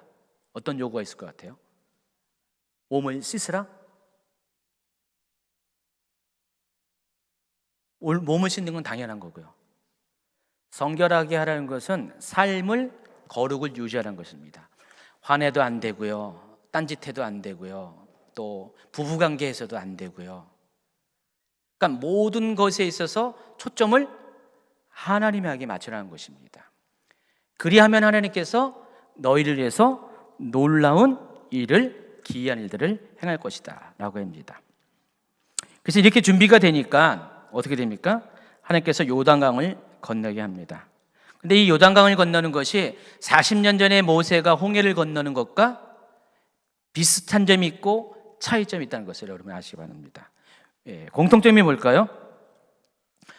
홍해와 요단강은 모두 다 이스라엘 백성의 진행을 가로막는 장애물입니다. 반드시 통과해야 될 장애물입니다. 그런데 하나님의 초자연적인 역사로 둘 다 물이 갈라졌습니다. 그리고 이스라엘 백성은 마른 땅 가운데 건너게 되었습니다. 이게 공통점이죠. 보통 우리가 이 홍해와 요단강 도하, 그러니까 홍해를 건너고 광야 생활을 하고 요단강까지 가는 모든 이스라엘의 출애굽 과정을 뭐로 비유하죠? 성도들이 예수 믿고 구원받고 점점 하나님을 알아가고 경험하고 천국에 들어가는 모든 과정을 하나님께서 이 출애굽 과정을 비유로 설명을 미리 보여줬다고 이렇게 보통 믿고 있잖아요. 여러분 맞죠? 그래서 홍해 같은 경우는 모든 죄에서 이제 구원을 받은 사람들이 홍해를 건너므로써 뭐예요? 고린도전서에서는 세례를 받았다고 표현을 합니다. 여러분 홍해를 건넌 것은 세례를 받은 거예요. 완전히 재식금에 대한 표식입니다. 근데 요단강을 건너는 것은 그 모든 과정의 마지막이거든요. 그럼 과연 무슨 의미일까요? 예? 쉽네요? 요단강을 건넌다는 것은 뭐죠? 바로 성화의 과정이라고 보시면 됩니다. 거룩의 과정이라고 보시면 돼요. 그러니까 요단강을 건넌다는 것은 이제는 모든 신앙생활의 훈련의 기간을 다 통과한 다음에 거룩의 단계로 들어가는 것입니다. 그 단계로 들어가는 것이에요. 여러분 하나님 나라는 어떤 사람이 가는 것이요? 거룩한 사람이 갑니다. 여러분 장례식 가면은 장례 찬양에 요단강 얘기 많이 나오잖아요. 저 요단강 건너 어쩌고 많이 나오잖아요. 그 요단강이 뭐죠? 죽음 이후에 세상을 말하는 것입니다. 바로 죽음 위에 하나님 나라를 말하는 것입니다. 요단강은 바로 그런 의미예요. 하나님이 계신 그곳을 말하는 것이고 임재가 있는 곳이고 또 거룩한 장소로 들어가는 것을 말합니다. 그래서 하나님께서 우리에게 요단강을 건널 때 요구한 것은 단 한 가지, 그 거룩한 땅에 들어갈 수 합당한 거룩함을 준비하라는 것입니다. 자, 그런데 차이점이 있습니다. 홍해를 가리기 위해서는 하나님께서 이스라엘 백성이 요구한 것이 뭐죠? 하나님에 대한 믿음과 신뢰였어요. 앞에는 가로막힌 홍해, 뒤에는 쫓아오는 이집트 군대에 대한 두려움이 있었잖아요. 그때 뭐가 필요했어요? 믿음이 필요했죠. 그러니까 이스라엘 사람들이 홍해를 가른 것은 믿음으로 가른 거죠.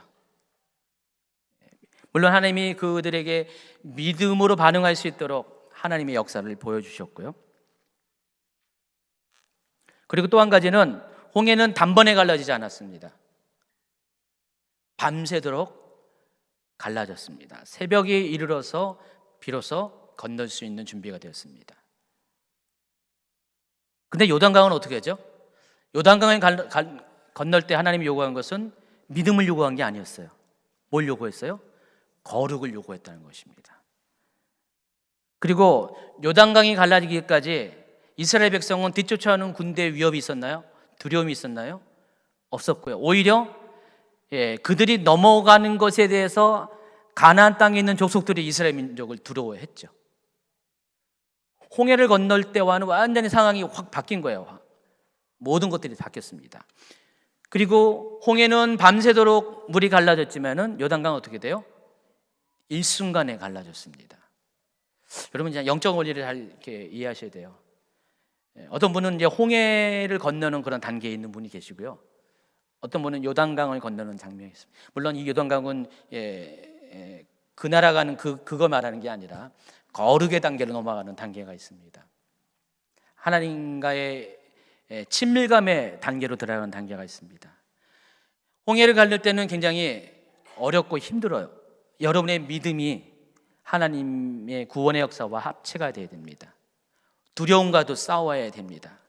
또 인내를 또 하나님께 보여줘야 되죠, 그렇죠? 끝까지. 근데 요단강 건너는 건 어렵지가 않습니다.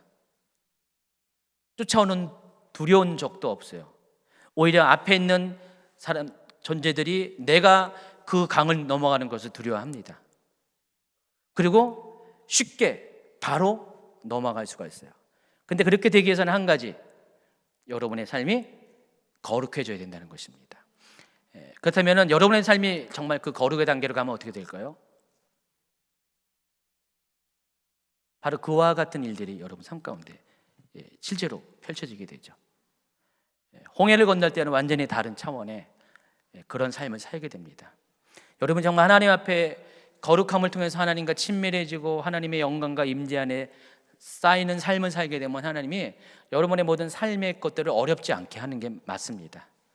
우리는 보통 예수 믿으면은 고생 끝 행복 시작이라고 생각하고 있었는데 웬걸 예수 믿고 보니까 더 힘들고 어렵잖아요. 근데 실제로는 우리가 요단강을 건널 때쯤 되면은 우리의 모든 믿음의 연단의 과정을 다 훈련의 과정을 통과해가지고 요단강을 건널 때쯤 되면은 다시 말해 여러분이 정말 온전한 거룩한 자가 되면은 실제로 고생 끝 행복 시작이 오게 되는 것이 맞아요. 그 과정까지가 너무 힘든 것 뿐이죠. 그래서 이 홍해와 요단강은 서로 동일한 장애물인 것처럼 보이지만은 여러분의 믿음의 수준에 따라서 그것이 홍해가 될 수 있고 요단강이 될 수 있다는 것을 아시기 바랍니다. 어떤 분은 계속 홍해 건넜다가 다시 또 뒤돌아가서 또 건너고 계속 왔다 갔다 하시는 분이 있어요. 그러지 마시고요. 아니 기껏해서 그 광야 40년을 다 통과했는데 모토로 다시 돌아가요. 실은 이스라엘 백성이 계속 그랬잖아요. 계속 돌아가자고 그런데 아닙니다. 여러분 한번 돌아왔으니까 끝까지 견뎌내가지고요 요단강을 마침내 건너가기 바랍니다. 적과 꿀이 흐르는 약속의 땅을 경험하기 바랍니다. 자, 여호수아서 3장 8절 같이 읽습니다. 너는 언약궤를 맨 제사장들에게 명령하여 이르기를 너희가 요단 물가에 이르거든 요단에 들어서라 하라. 여호수아가 이스라엘 자손에게 이르되 이리 와서 너희의 하나님 여호와의 말씀을 들으라 하고 또 말하되 살아계신 하나님이 너희 가운데서 계시사 가나안 족속과 헷 족속과 히위 족속과 브리스 족속과 기르가스 족속과 아모리 족속과 여부스 족속을 너희 앞에서 반드시 쫓아내실 줄을 이것으로써 너희가 알리라. 보라 온 땅의 주의 언약궤가 너희 앞에서 요단을 건너 가나니 이제 이스라엘 지파 중에서 각 지파에 한 사람씩 12명을 택하라. 온 땅의 주 여호와의 궤를 맨 제사장들의 발바닥이 요단물을 밟고 멈추면 요단물 곧 위에서부터 흘러내리던 물이 끊어지고 한 곳에 쌓여 서리라 그랬습니다. 여기 보면은 그림에 보시면은 이제 그 요단강을 건너는 장면이 나옵니다. 홍해를 건널 때는 동풍이 불어와가지고 밤새도록 물을 갈았는데 홍해와 달리 홍해는 완전히 바닷물이 갈라지고 마른 땅이 드러날 때 하나님이 건너라고 그랬죠. 근데 요단물은 어떻게 합니까? 전혀 그런 게 없었어요. 여전히 지금 요단강은 흐르고 있었는데 그 상태에서 건너기를 명했어요. 근데 누구를 앞세워서 건넜어요?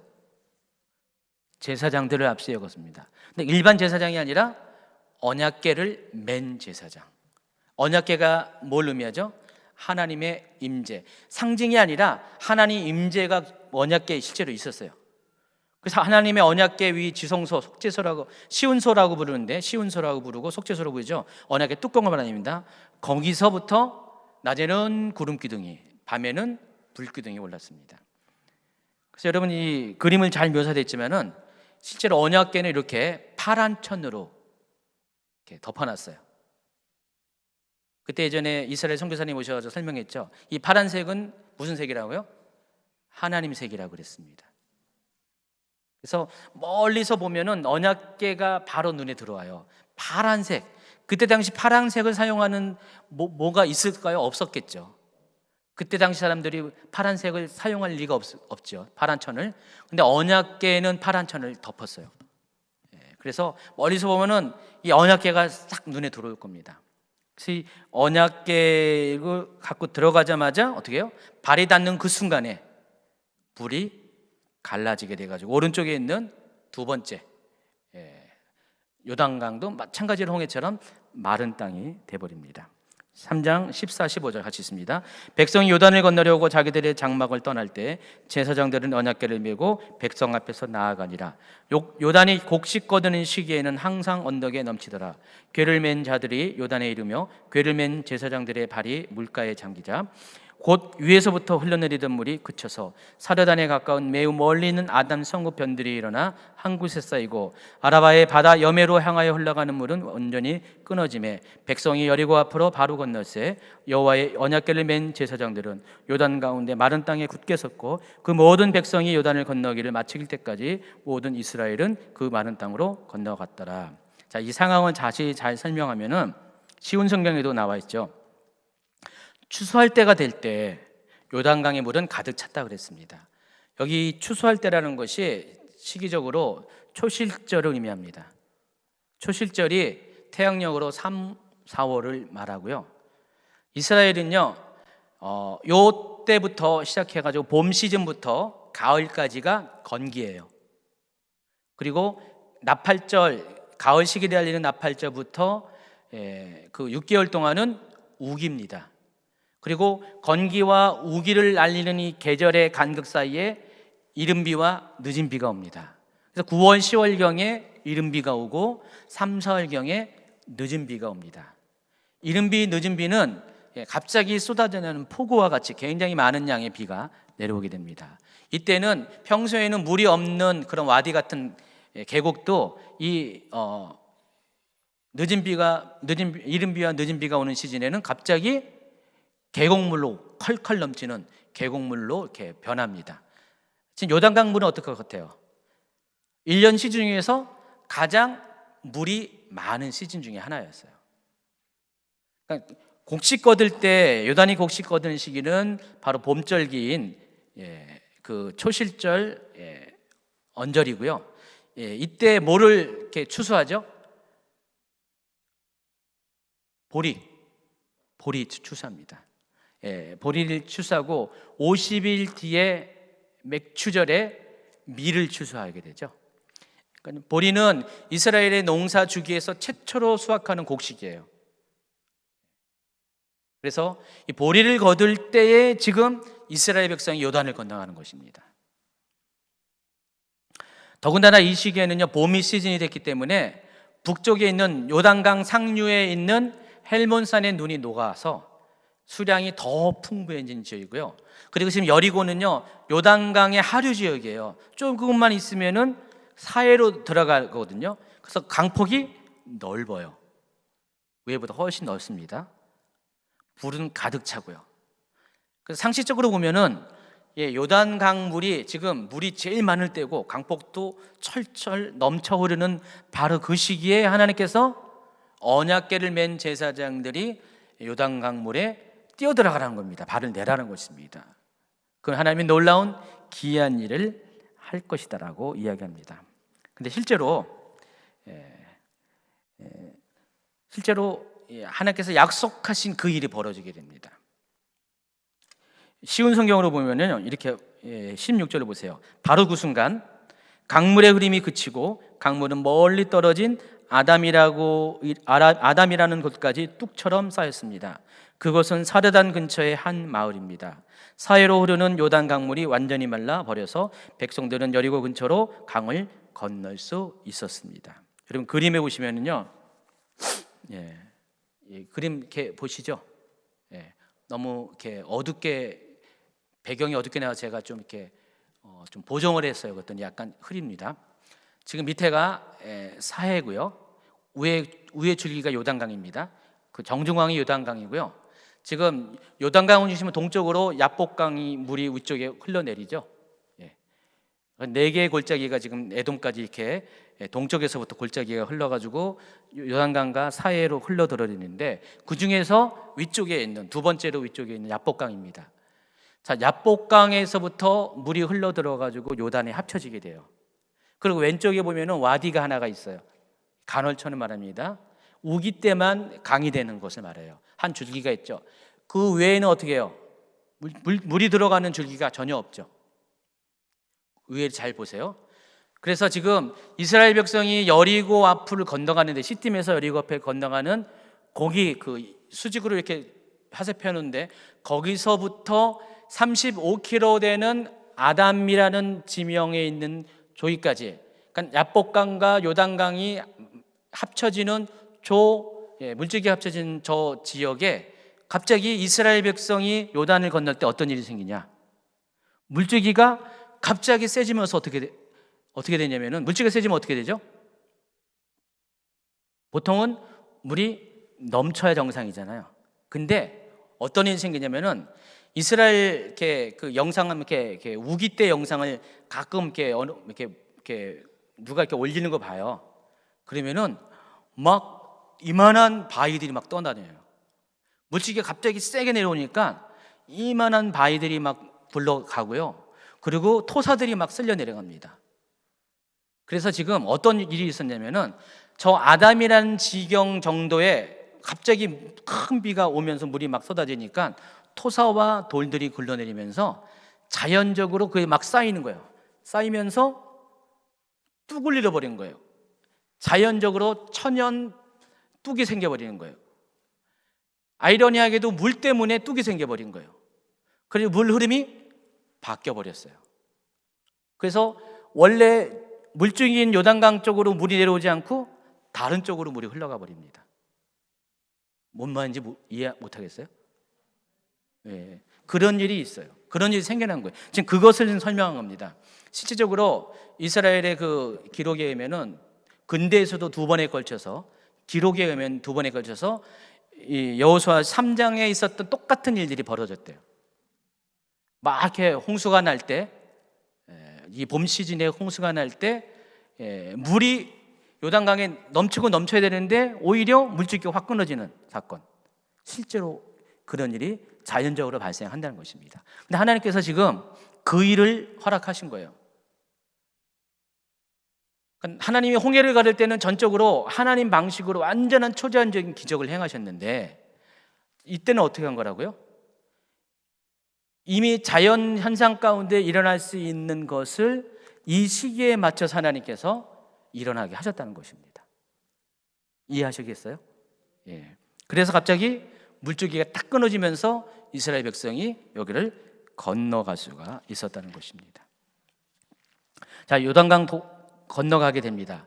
건너가면서 하나님 어떻게 했냐면은, 그 언약궤를 맨, 아까 파란색 천으로 덮은 언약궤를 맨 제사장들이 요단강 가운데로 지나갈 때 아까 그 그림을 다시 한번 보여주세요. 자, 보세요. 홍해를 건널 때는 언약궤가 앞에 갔고 백성들이 쭉 따라갔겠죠. 여기는 아닙니다. 언약궤가 강 한가운데 마른 땅에 딱 정지하고 있고요. 그리고 백성들은 언약궤를 비껴갑니다. 지나쳐갑니다. 그러니까 언약궤가 처음에 들어갈 때는 언약궤가 이끌어 갔지만은 강 한가운데 마른 땅에 딱 되는 언약궤는 멈춰서고 백성들은 지나가게 됩니다. 그리고 백성들이 다 지나가고 나니까 언약궤가 마지막으로 이동을 해서 가게 됩니다. 근데 그 가운데 하나님께서 여호수아를 통해서 두 가지 일을 시킵니다. 그 언약궤가 있는 그 강 중앙에서 각 지파별로 사람을 택해서, 한 명씩 택해서 돌을 어깨에 메고 오게 합니다. 여러분, 어깨에 매일 정도의 돌이면 어느 정도 되겠어요? 큰 바위는 안 되겠죠? 기껏해 한 요 정도? 그러니까 아마 남자가 매려면 한 40-50kg 정도 돌, 40-50kg 정도는 굉장히 크지 않습니다. 그만한 돌을 어깨에 메고 각 지파마다 12개의 돌을 각 하나씩 이렇게 갖고 오게 합니다. 그래서 그 돌은 나중에 좀 이따 이제 이렇게 사용 용도가 있을 것이고요. 그리고 또 한 가지 또 명령을 내는데, 또다시 또 다른 돌을 12개를 택하게 합니다. 두 번에 걸쳐서 각각 돌을 택하게 해서 그 두 번째 택한 돌은 바로 그 언약궤가 멈춰선 바로 요단강 한가운데 모아놓습니다. 이 돌의 이유가, 이런 돌을 만든 이유가, 모은 이유가 이 일을 기념하기 위해서. 그래서 바로 이곳이 하나님의 초자연 역사가 일어났던 바로 그곳이라는 것을 12개의 돌을 통해서 이 장소라는 것을 기념하기 위해서. 그래서 한번 이렇게 지난번에 홍해 홍해 사건이 일어났던 뉴웨이버인가요? 거기에 이렇게 해저 탐사를 했더니 여러 가지 유물이 나온 것처럼 아마 여기 누군가가 이렇게 또 요단강 어렵지 않으니까 샅샅이 뒤지면은 12개의 돌이 이렇게 뭉쳐져 있는 것을 발견하지 않을까. 혹시 여러분도 할 수 있어요. 근데 여러분 못합니다. 거기 지금 국경이 있어가지고 여기 요르단하고 지금 이스라엘 국경이 요단강이라서 못하겠지만 자주간 나올 수도 있을 거예요 아마. 그래서 12개의 돌은 그 요단강 한가운데 언약궤가 서 있던 바로 그곳에 기념으로 놔두고요. 또 그곳에서 취한 12개의 돌은 이스라엘의 진영으로 갖고 오게 됩니다.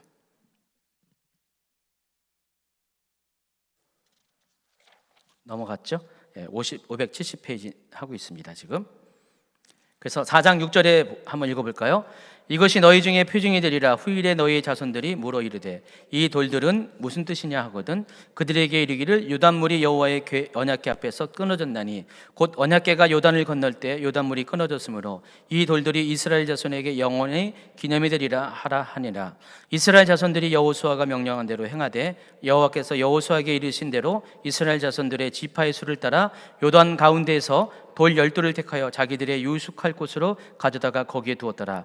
여호수아가 또 요단 가운데 곧 언약궤를 맨 제사장들의 발이 선 곳에 돌 12돌을 세웠더니 오늘까지 거기에 있더라 그랬습니다. 여호수아서를 기록할 때까지 있었다는 것인데 그 뒤는 아무도 모른다. 근데 있을 것이다. 자, 이를 마치고 모든 백성이 물을 건너오고 마지막으로 언약궤를 맨 제사장까지 요단에 오자마자 동시에 끊어졌던 요단물이 다시 흘러 넘치게 됩니다. 17절 여호수아가 제사장들에게 명령하여 이르기를 요단에서 올라오라 하매 여호와의 언약궤를 맨 제사장들이 요단 가운데서 나오며 그 발바닥으로 육지를 밟는 동시에 요단물이 번 곳으로 도로 흘러서 전과 같이 언덕에 넘쳤더라 그랬다. 자, 이 과정을 통해서 우리가 요단강 도하의 과정을 통해서 알아야 될 것은 이 요단강을 건널 때는 절대적으로 필요한 것이 거룩이라는 것. 그리고 이 거룩의 운반자가 누구예요? 제사장들이라는 것들.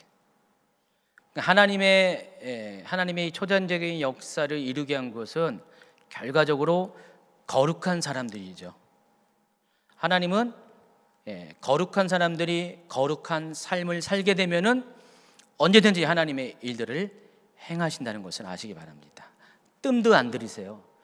홍해처럼 밤새도록 동풍에 바닷물이 물러가고 그 가운데 그냥 믿음을 키우는 인내를 시험하는 그런 아예 시간 자체를 생략해 버리시고요. 하나님은 곧바로 초자연적인 기적의 역사를 행하신다는 것입니다. 그래서 지금도 여러분 삶 가운데 여러분이 똑같이 거룩을 어깨에 메고 다니는 그런 제사장과 같은 그런 역할을 할 수가 있어요. 여러분 모두가 다 제사장입니다. 아세요?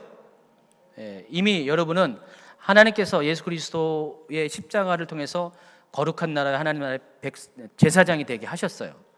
여러분도 자격이 있습니다. 그래서 여러분이 거룩한 삶을 살게 되면은 여러분이 제사장의 역할을 하게 되면은 여러분을 통해서 하나님의 임재로 말미암아 하나님의 초자연 역사들이 지금도 나타낸다는 것을 꼭 명심하시기 바랍니다. 571페이지.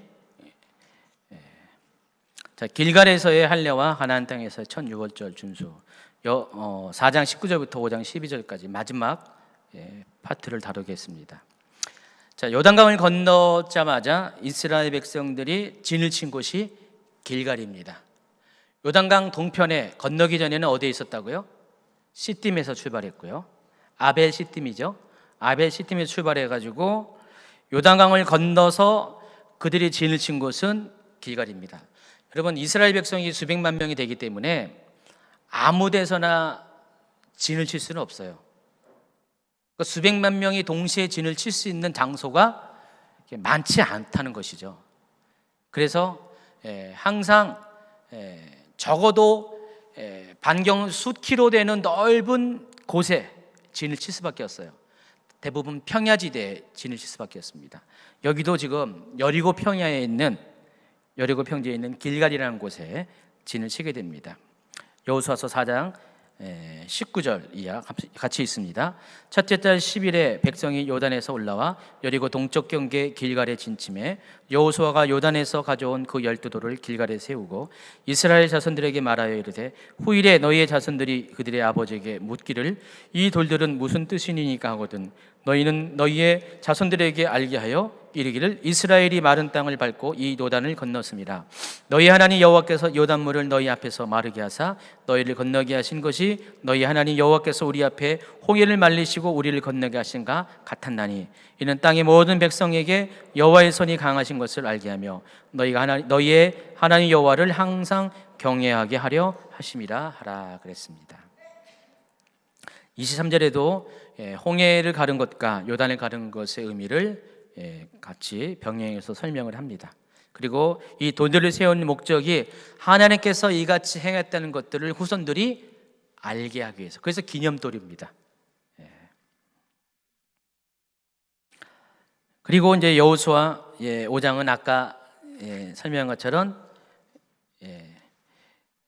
그 라합의 그 고백을 통해서 한 것처럼 이스라엘 백성이 요단강을 건넌 것 때문에 가나안 땅의 사람들이 두려움에 빠졌다는 것을 다시 한번 보고를 합니다. 5장 1절 요단 서쪽에 아모리 사람의 모든 왕들과 해변에 가나안 사람의 모든 왕들이 여호와께서 요단물을 이스라엘 자손들 앞에서 말리시고 우리를 건너게 하셨음을 듣고 마음이 녹았고 이스라엘 자손들 때문에 정신을 잃었더라 그랬습니다.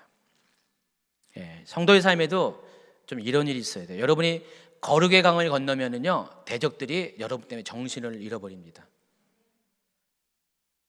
이전에는 여러분이 그 두려운 대적들 때문에 여러분이 정신을 잃어버렸잖아요. 어찌할 바를 몰랐잖아요. 근데 이전에는 악한 영이 여러분 때문에 정신줄을 놓게끔 여러분 그렇게 만드셔야 된다는 것입니다. 아멘은 하지만은 상황이 닥치면은 또다시 저 홍해 앞에서 절절 매는 분들이 아마 대다수일 텐데 우리가 그렇게 할 수 있는 한 가지 방법이 있습니다. 우리 자신이 어떻게 해요? 하나님의 성전이잖아요. 여러분이 어떻게 보면은 하나님의 임재가 있는 언약궤와 같은 역할을 여러분이 지금 하고 있는 것이에요. 옛날에는 그 언약궤를 특별하게 거룩하게 구별받은 제사장들만 그 언약궤를 맬 수가 있었어요. 나머지가 그 건드리기만 해도 죽음을 당했잖아요. 거룩하지 못했기 때문에. 근데 지금 시대는 어떻게 해요? 여러분 모두가 예수 그리스도의 보혈의 피로 말미암아 다 제사장이 됐기 때문에 거룩해졌기 때문에 여러분 누구나 성전으로서 하나님의 임재를 모셔드릴 수가 있어요. 그렇기 때문에 여러분의 하나님의 임재가 여러분에 떠나지 않는 한 여러분 때문에 악한 영들이 두려워서 떠는 것이 성경적인 영적인 원리라는 것입니다. 사도행전의 역사를 보면은요, 성령의 사람들에게 악한 영이 반응한 게 뭡니까? 다 두려워 떨었잖아요. 근데 성령의 사람이 아닌 사람이 비슷하게 흉내냈더니 뭐라고 했습니까? 나는 예수도 알고 바울도 안 된 넌 뭐냐 하면서 오히려 올라타가지고 막 그랬잖아요. 여러분이 성령의 사람이 아니면은 악한 영이 여러분에게 올라탑니다. 여러분을 깔보고요. 근데 여러분 성령의 사람이 어떻게 해요? 악한 영이 감히 어떻게 올라탑니까? 여러분을 보고 두려워해야 되죠. 그래서 여러분 이게 삶 가운데 어떤 그 대적을 만날 때가 있어요. 악한 영을 만날 때가 있어요. 그러니까 그 사람들 뒤의 역사는 또 환경 뒤의 역사는 악한 영의 역사를 볼 때 여러분의 반응을 통해 여러분이 정체가 드러납니다. 여러분이 두려워하면 어떻게 해요? 여러분 홍해 앞에 있는 그 백성들의 모습일 거고요. 오히려 그 상황 가운데 여러분이 담대하고 믿음으로 반응하면서 오히려 여러분을 그 상황에 두려워하게 하는 그런 어떤 반응을 이끌어낸다면 여러분 정말 하나님의 사람, 성령의 사람이라는 것입니다. 여러분 모두가 그렇게 되길 바랍니다. 참 이스라엘 백성이 전에는 홍해를 건너기 전에는 정말 오합지졸이었고요. 광야를 건널 때는 정말 오합지졸보다 조금 낫지만은 좀 군사로 좀 되어가지만은 그래도 여전히 부족했지만은 요단강을 딱 건너고 나서 상황이 확 바뀌어버린 거예요.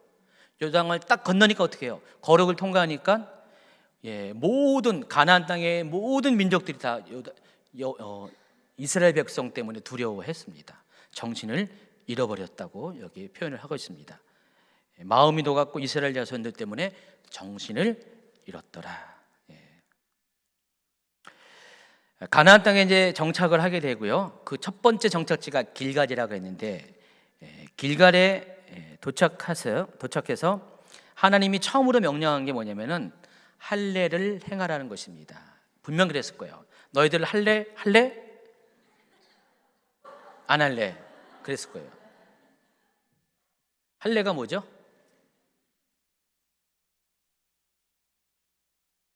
할례는 할례입니다. 그렇죠? 할례는 여러분 다 아는 거고요. 근데 할례가 왜 중요하냐? 하나님 백성을 드러내는 외적인 표식이에요. 그러니까 이스라엘 백성의 남자들은 다 할례를 해야 돼요. 성기의 외피를 이렇게 벗겨냄으로써 하나님 백성의 표식을 나타냅니다. 여러분 홀로코스트 때 독일이 유대인들을 학살할 때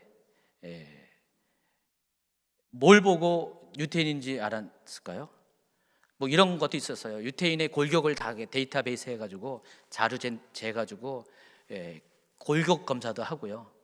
뭐 여러 가지 또 신분 조사도 있지만은 가장 쉬운 게 뭘까요? 할례를 했는가를 확인만 하면 돼요. 유대인들은 모두 난지 7일 만에 다 할례를 하게 되잖아요. 그래서 뭐 그거보다 더 확실한 증거가 없죠. 남자의 경우. 그래서 이 할례는 유대인이 유대인이라는 정체성을 드러내는 가장 외적인 표식입니다. 근데 이스라엘 백성들은 광야 길을 걷는 동안에 할례를 못했어요. 왜 못했을까요? 퀴즈. 하나님이 할례 질문을 안 해서. 할례를 할 시간이 없어서. 세 번째, 할례할 수 있는 준비물이 없어서. 뭘 것 같아요? 아주 정확하게 해주세요. 1번 손 들어보세요. 2번 손 들어보세요. 3번 손 들어보세요. 벌써 컨닝을 하셨군요. 실제로 이스라엘 백성이 할례를 할 수 있는 환경적인 여건이 조성이 되지 않았습니다. 물론 이렇게 계속해서 움직이는 과정도 있었고, 근데 뭐 한동안은 머물기도 했잖아요. 시내산에 이렇게 11개월 5일하고도 긴 시간 동안 머물었잖아요. 충분한 시간이 있음에도 불구하고 할례를 안 했어요. 실은 못했습니다. 할례를 하고 싶어도 할례 할 수 있는 그런 도구가 없었어요. 그게 바로 이제 할례 칼이라고 하는데, 여러분 이스라엘 광야 가면은 가끔 이제 유대 광야에서 이렇게 어느 지역 가면은 주술 수 있는 게 있어요. 이스라엘은 석회암이 유명하잖아요. 그래서 웬만한 집은 다 석회석으로 만들어요, 다. 이런 요 색깔. 거의 이스라엘 중동 쪽 가면은 집들이 다 이런 황토색 같은 외양을 갖고 있어요. 그게 다 석회암이죠. 그리고 이스라엘 뭐 중동 이런 쪽에는 동굴이 많잖아요. 왜 동굴이 많아요? 석회석이 부서지기 쉬우니까 동굴 파기가 편하잖아요. 근데 석회암도 연석회암, 중석회암이 있고 강도에 따라서 강석회암이 있습니다. 지금 이 할례돌은 그중에서 강석회암이에요. 아주 단단해요. 쇠붙이같이 강합니다. 근데 그 할례칼이 없었어요, 광야에서는. 근데 그 할례칼이 어디 있냐? 여리고 북동쪽에 있어요. 여기서 할례칼이 발견됩니다. 할렛돌, 할렛돌. 자, 보세요. 그림에 나와 있는 것처럼 저기 할렛돌입니다.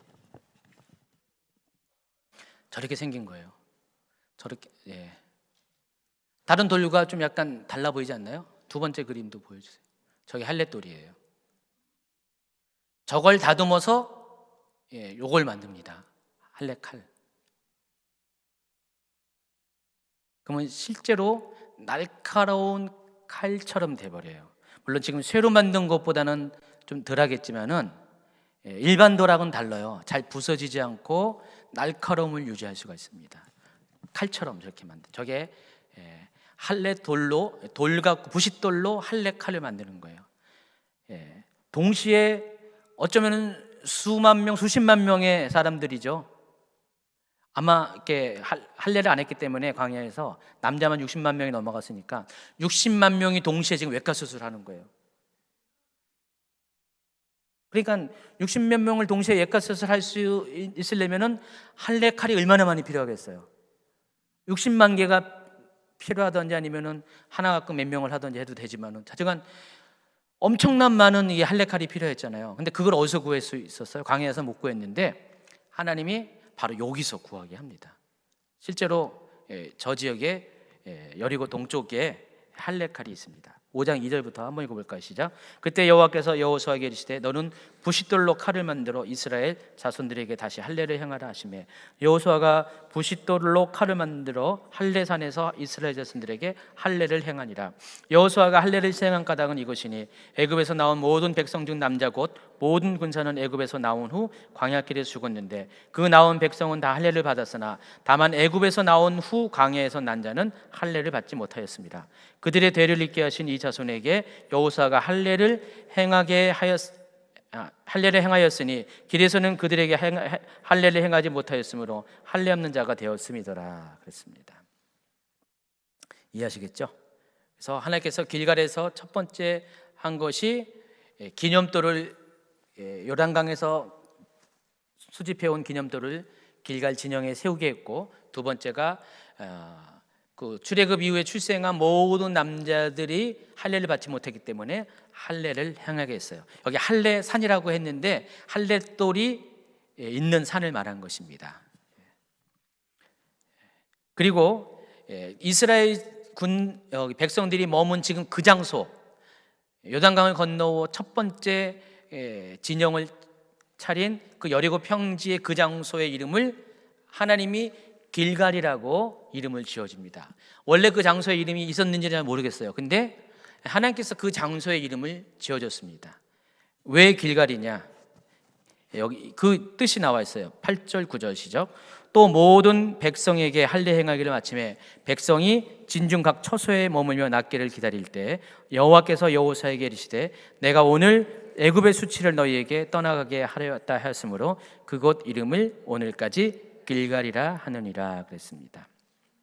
자, 이스라엘 백성이 예전에는 이집트의 종의 신분이었습니다.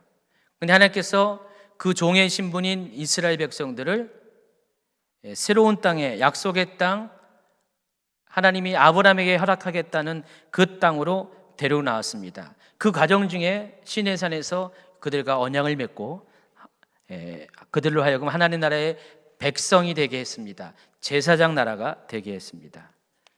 근데 여전히 그들은 어떻게 해요? 할례를 하지 않음으로 인해서 여전히 하나님 백성의 로서의 신분에 맞는 표식이 가지고 있지 않았었어요. 다른 거 모든 건 다 갖춰졌는데 할례를 하지 않음으로 인해서 하나님 백성의 신분으로 드러나는 표식을 갖고 있지 않았어요. 그래서 하나님께서 할례를 행하게 했고요. 그리고 할례를 행하는 바로 그 장소가 바로 지금까지의 모든 과거로부터 묶여있는 모든 수치를 이제는 벗어버리고 이제 너희는 완전히 안과 방 모두가 하나님 나라의 백성임을 여기서 지금 최종적으로 결정이 됐다 해서 그 곳 이름을 길갈이라고 한 겁니다. 이해하시겠어요? 길갈이라는 이름이 그래서 생긴 것이에요. 그러니까 이스라엘 백성이 길갈에 이르러서 비로소 완벽하게 하나님 백성이 되었다는 것입니다. 그리고 이제 세 번째로 한 것이, 여기는 두 번째로 했는데 세 번째죠. 기념돌 세우고 또 할례를 행하고, 세 번째가 유월절을 지키는 것입니다. 여호수아서 5장 10절. 또 이스라엘 자손들이 길갈에 진쳤고 그달 14일 저녁 1월 14일입니다. 여리고의 평지에서 유월절을 지켰으니. 그럼 제가 이제 이 강의를, 예전 강의에서 이거 그림 도표를 그려줬어요.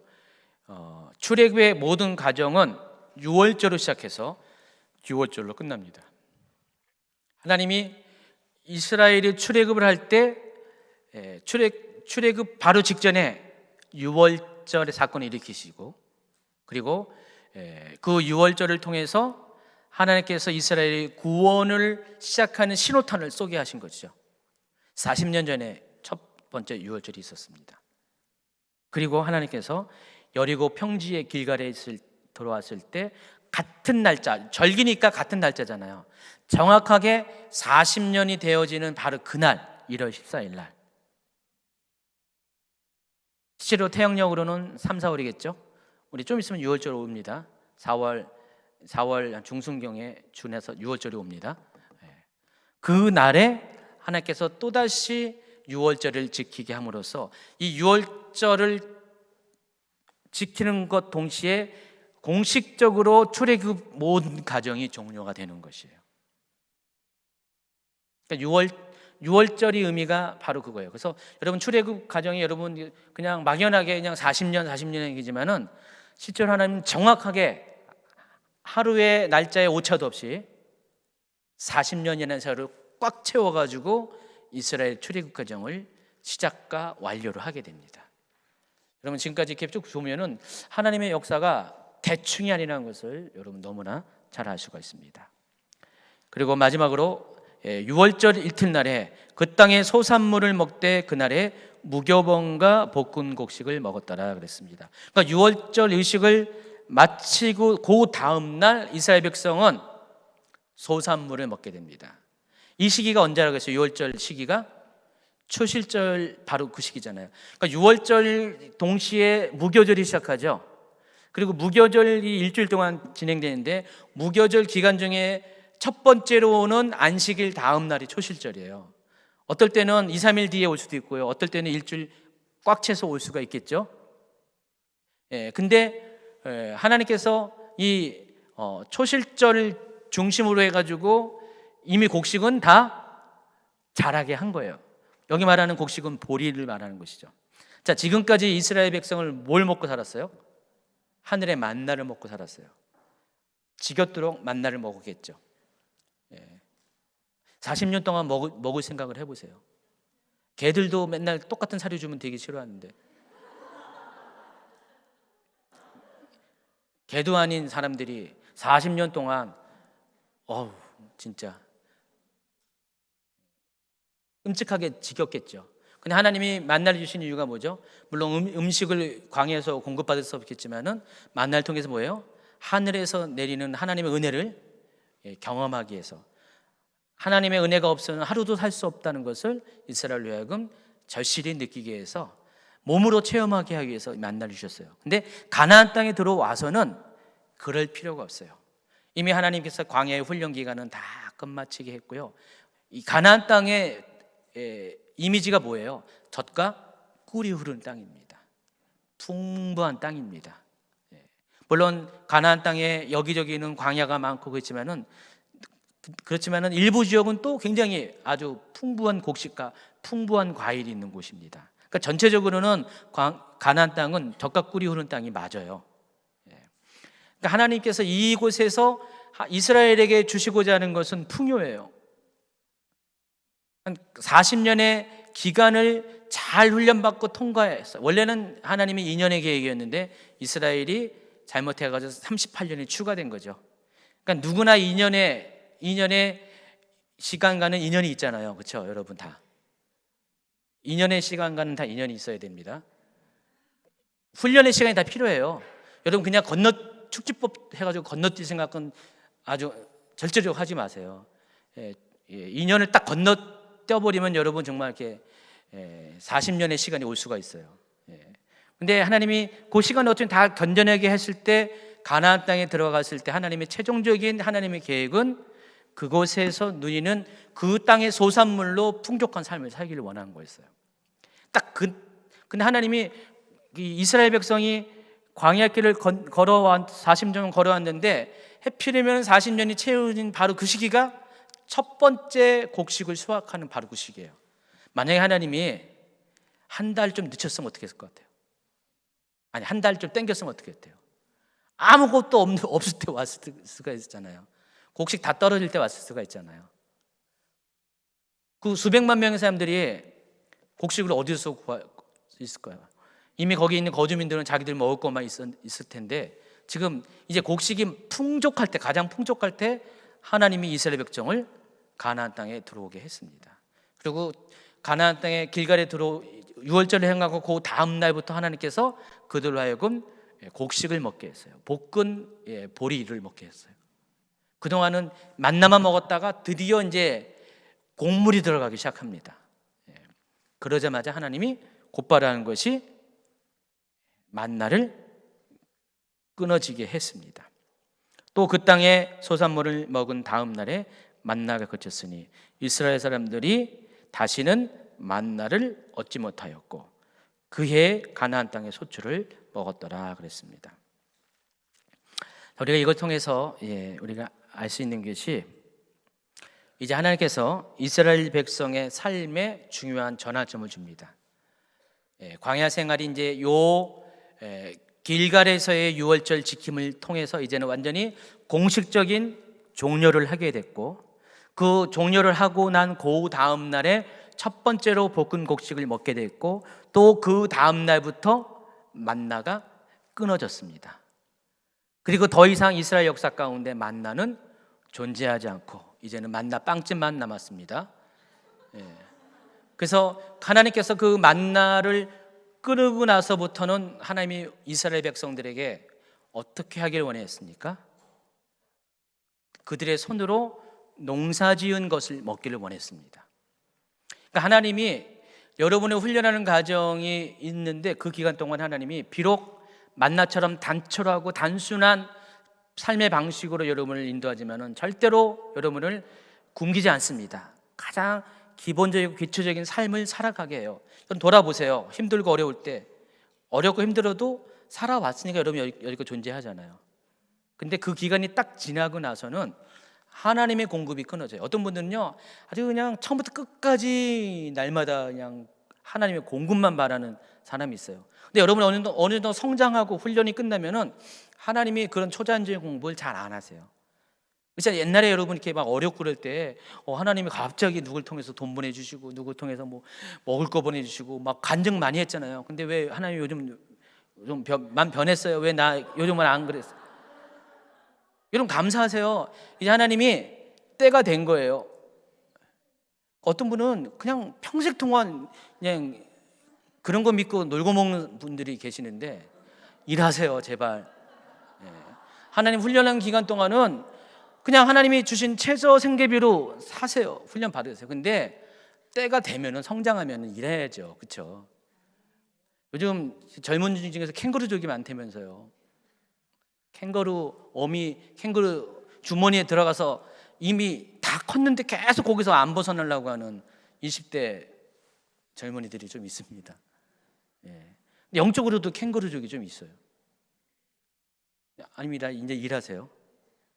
좋은 말 할 때 일하세요. 하나님이 이제는 성장한 사람들에게는 어떻게 해요? 자기의 삶에 대해서 일을 해야 돼요. 그래서 자기 일한 거 가지고 부모님도 이렇게 용돈도 주고 맛있는 것도 사드리고 선물을 줘야 하잖아요. 우리 딸내미가 언젠가부터 큰 손이 돼가지고 돈 벌고 나서부터 옛날에는 맨날 이렇게 용돈 받고 살았잖아요. 근데 애가 좀 통이 커가지고 그냥 처음에는 제가 딸이 이거 막 할 때 굉장히 부담스러웠어요. 왜냐면 얼마 전에 용돈 받고 살던 딸이 어느 날부터 갑자기 몇십만 원짜리 아빠 선물을 해주고요.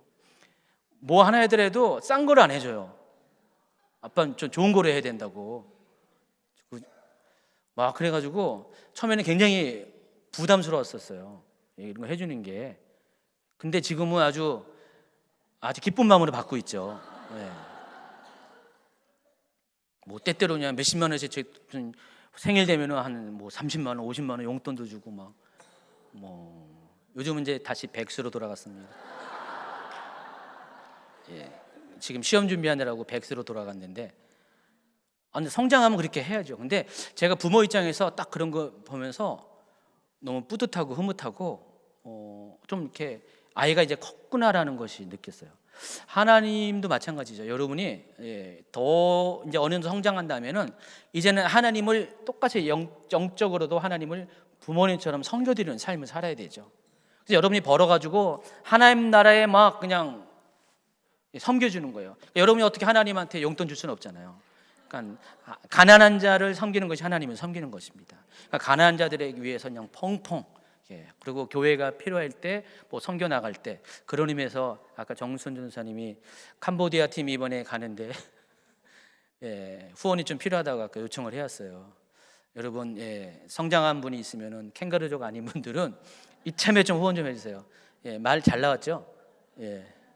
갑자기 5개 교회를 방문해가지고 뭐 해달라고 갑자기 그냥 스케줄이 왔대요. 가지고 목사님 재정이 너무 필요해요. 교회에서 좀 후원해 주면 안 돼요? 그래서 오늘 제가 성도들에게 한번 이렇게 얘기해 보겠다고 그래 이렇게 얘기했어요. 지금 얘기했습니다. 그런 데 좀 쓰시라는 거죠. 그런 데 쓰시면은 그게 여러분 더 이상 캥거루족이 아니라 여러분 하나님을 섬기는 것이죠. 그래서 그런 삶으로 다른 차원으로 인도했다는 것입니다.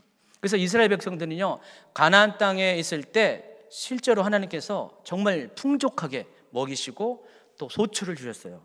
여러분, 이스라엘 백성은 그러니까 6년 동안 농사를 짓고 7년 동안 안식년을 지냈잖아요. 1년 동안은 농사를 안 졌어요. 농사를 안 짓는데 하나님께서 6년째 하다는 해에 어떻게 했습니까? 그 해 농사를 져가지고 3년을 먹고 살게 했어요. 첫 해 먹고 살고 두 번째에도 완전히 땅에 노니까 먹을 게 없잖아요. 세 번째는 농사 져가지고 소출할 때까지도 1년의 시간이 필요하잖아요.